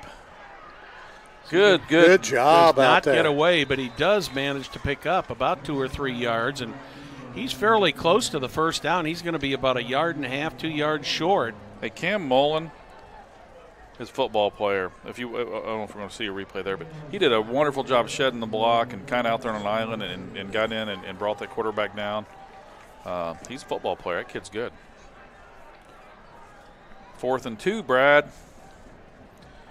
Maybe they try to get us to jump off sides. All these backups in there, surely somebody will jump. Nope. Meyer looks like he's going to keep it. He's going to have the first down. Maybe. He's close. I think they're going to give it to him. Broggan had an excellent lead block on the linebacker. That kid's good, Broggan. He had to get to about the 22, between the 23 and 22, and they do move the chains. Praise Aladi Pupo and Broggan had met each other pretty hard there, and I call it a draw. That's two Sean, good, how long players. you leave Broggan in there with the score being 43-16? I'd have him out right now, but I don't know what they got behind him. They're still trying to build some things offensively, and Myers' pass is complete. Ooh. That could have almost been a horse collar there. That was close. But ripped his helmet off. That was not pretty. We're going to have an injury timeout here, in addition to the fact that he did go out of bounds. Cam Mullen is physical. His hands got a little high. Well, nothing intentional there. He's up. Was that 10? Was that Joy? I believe so. Joy's. He's a player. Well, Vernon's got some weapons. Another substitute here is Praise. Oladipupo comes out, and we see number 15, Max Sala, coming in the game. So the Marauders have got 1st and goal from the 6, 3 wideouts. Myers looking back to the sideline. 30's getting the ball. Brogan with it, and he'll be into the end zone. One thing about it is with the way this game has gone, it's really nice that on senior night, a bunch of these seniors get to see some action tonight. Yeah, they were all over the place there. Looks like Mount Vernon's going to line up for 2. Kind of in a traditional. I think Brogdon don't get the football. Well, when he's beside the quarterback, sometimes you'll see the quarterback run, but they're going to run it with Brogdon off the left side. Oh, no, they're not. Motion guy fell down there. Ball up in the back, and it's good. Good play, good catch there by number 9, I believe, from Mount Vernon. Yeah. Devon Williams. Devon Williams. That's the 3rd 2-point conversion of the night for the teams. Now, I want to say this as a former football coach at a young level, not a high school coach. But these are the things that many people aren't going to like to hear. But you see a difference in, and this is great that you can get players in the game. You're winning by a lot. You get a chance to get guys in the game. But sometimes you really need to see it so you can see why you're not in the game. If you're Mount Vernon moved the ball pretty well. They got their starters in there. We're second stringers here. But it's good for those second stringers to say, okay, this is why I'm not in the game. This is where I got to get better. This is what I got to work on. This is what I'm doing different than the guy that's ahead of me. And the tough part is you love it when you can spot 1 or 2 guys in and still keep your pretty solid. When you wholesale sub, second string, third string guys, it's really tough. It's tough to really show what you can do because you're really overmatched there. And these are young guys that are probably going to be starters next year, but it makes it really tough in these periods when you're trying to get on the field and trying to have some success and you're just overmatched. Marauders kick the ball away. I'm a little surprised they didn't do an onside kick, but the Millers have got it. Cross the 10 to the 15. Out of bounds just outside the 20-yard line. Brody Gump. Borderline late hit there at the end of that play. 13 for Mount Vernon's a little shaken up. I think he's got cramp. Yeah, Fishers 49, North Central 28. They're at the end of the 3rd quarter, and it's a running clock. Wow. Western Boone beats Sheridan 35-14. In other news, a man just broke out of St. Vincent's Hospital and he's speeding toward Sheridan to yell at people.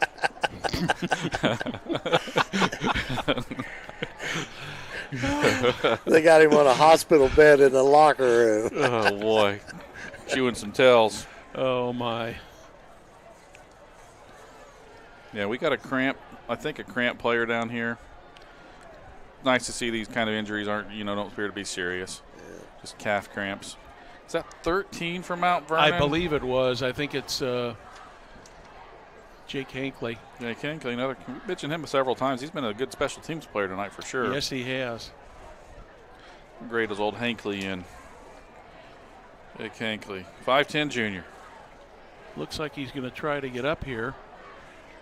No, he's still.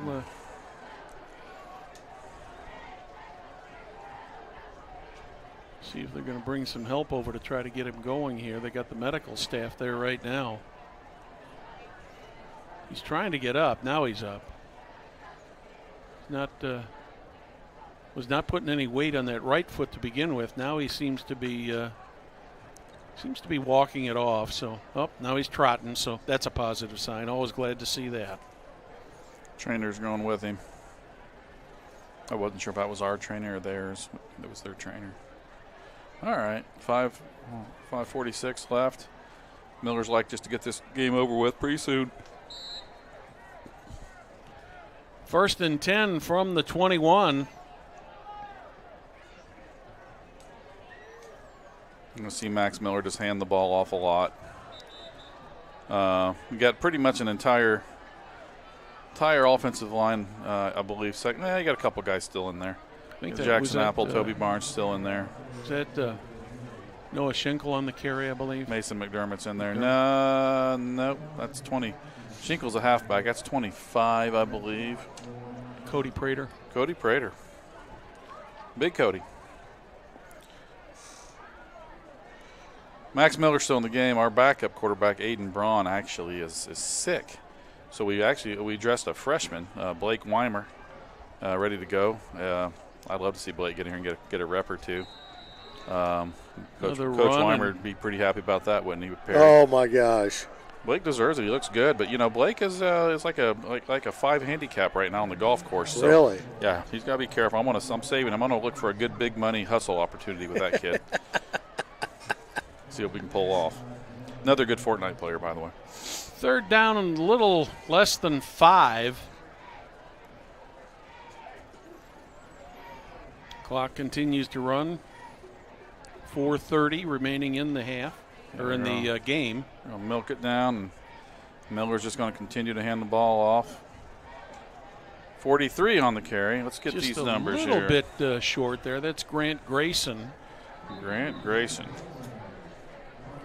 to bring up a 4th down. Off the left side, blocking there by who's 88? Caleb Johnson. I thought how can he be 75 and 88? They're saying they did make the 1st down. I think we go. They're moving the chains. I don't think we have 2 Caleb Johnsons. I don't know who 88 is then. No, he has 2 numbers because he plays both positions. Yeah, he plays a tackle and a end, so he has to have 2 numbers. Can they change it during the game? They just switch a jersey out? Is that what yes. They do? I didn't know that. I didn't know they could do that either. Cody Prater. Right up the middle. He's quick. He's Logan Schaffner-esque. 69 on the backside, getting a little dirty back here for the Millers. Mateo DeRosa. Gain 5. Well, they're going to put it. Well, actually, yeah. Officially, we got to give him 5. I'm with you, Mateo. I like to see it. I like to see that aggressive play. I got a grandson named Mateo. Matthew. Means Matthew in Spanish, for those of you that don't know. Si, senor. Si.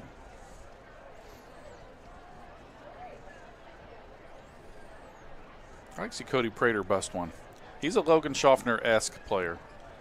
Not as thick yet, but he's quick. There he goes. What did I call? He's gone. He is gone. Number 10's coming from the back. Is he going to get? Oh, I thought he was going to get it. He's going to be down at the 10. Wow. Hey. Anyway, like a prophet over here. Yeah, Cody's quick. Cody is a quick little rascal. Man, did Sean call that? Good job, Coach. Sophomore. 55-yard run. Good ball security, Cody. Bill and Grandpa down there are just losing their minds right now. They bought me dinner last year. I'm a big fan of the Praters. When one of them deals when you're at the restaurant and they don't get a check and they're like, those guys bought it. One of them. Yeah. Forever a Prater fan. Give him the ball again. Make it be some more Logan's Roadhouse here. Is a first down at the 10. First and goal from the 10 for the Millers. 43. Off the left side. Big run for Grant Grayson. Grayson picks up about 5 or 6 on that play. 5'6" sophomore. The future's bright. That's right. For the Millers. That's just, we got a good senior class, got a real loaded sophomore class. The problem is at least, the freshman and the junior class we'll see what we got coming out of those two. The best run that I've seen, at least at the youth level, is the current 8th, 7th, and 6th grade classes are really loaded. Really? Oh, yeah. We're under 2 minutes. Second and goal from the 4. It's a trap again with Cody. Gets down to about the 2. Love to see Cody Prater get a touchdown. If Cody Prater gets a touchdown, he would have the same amount of touchdowns as a high school player as Wyatt Blades. Hope Wyatt's listening. He's here somewhere. Oh, dear. He got one against HSC his senior year, and I make fun of him all the time. I threw for a couple. I don't think I ever ran for one, no. So it's third and goal from the 2. Minute and 16 on the clock. They're taking the old victory formation play here. Quite classy, quite classy. Yeah. It's going to get cut into Max Miller's run yards. I took the over. Hope that didn't make me lose some money there.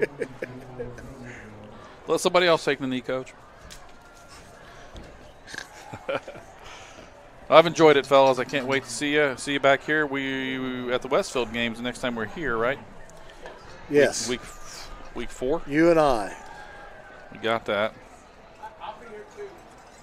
Jim, we know you'll be. We couldn't do it without you, Jim. That's right. Big thanks to our technical crew tonight. Our executive producer, director Jim Wofford. Running the camera tonight, the one and only Lucas Licone. Glad to have Lucas here tonight. And best camera work we've ever had. Yep. There's going to be. Well, the clock has stopped now. Turn the ball over on downs. Okay, they did turn it over on downs, so we'll have to run another play here. And Brad, don't be pushing any buttons next time we're here and screw up Jim's pregame. I'll try my best. All right. I had to get out here and do the whole job, and yeah, that's not a good place to be. Well, it's kind of a, baptism by fire. I reckon. Sean, your thoughts on this game? Good start for the Millers. Did what they had to do. I saw a lot of good things, got better. Going to have some film now and get ready for Homestead, who sound like they were hanging in there with Carmel, so that'd be an interesting game next week. And Mount Vernon's got to just go back to the drawing board a little bit. And, I don't know what their expectations are with this game, but they're just going to look to get better, and Coach Leidy will adjust and see if he can get through their schedule. And Perry, your thoughts? It was a good ball game, but the one thing about it, we've been here before with Mount Vernon, and now we got to put some more wins together here. And next stop is Homestead up in Fort Wayne. So, and then we'll go to Fishers. Well, we'd like to thank you for watching tonight's broadcast of IHSAA football on Hamilton County Television, brought to you by Logan Street Signs and Banners, celebrating over 30 years in business. We'd also like to thank our other sponsors, Noblesville Trophies, Gaylor Electric, Chuck Goodrich, President and CEO, Community Health Network, visit HamiltonCounty.com, Hamilton County Sports Authority, Blades, Audio, Video, and Security, Sarah Cleverly of FC Tucker Real Estate, Noblesville Youth Sports Alliance, and the Hamilton County Reporter. On behalf of Perry Williams and Sean Blades, I'm Brad Silbert. Good night from Beaver Stadium.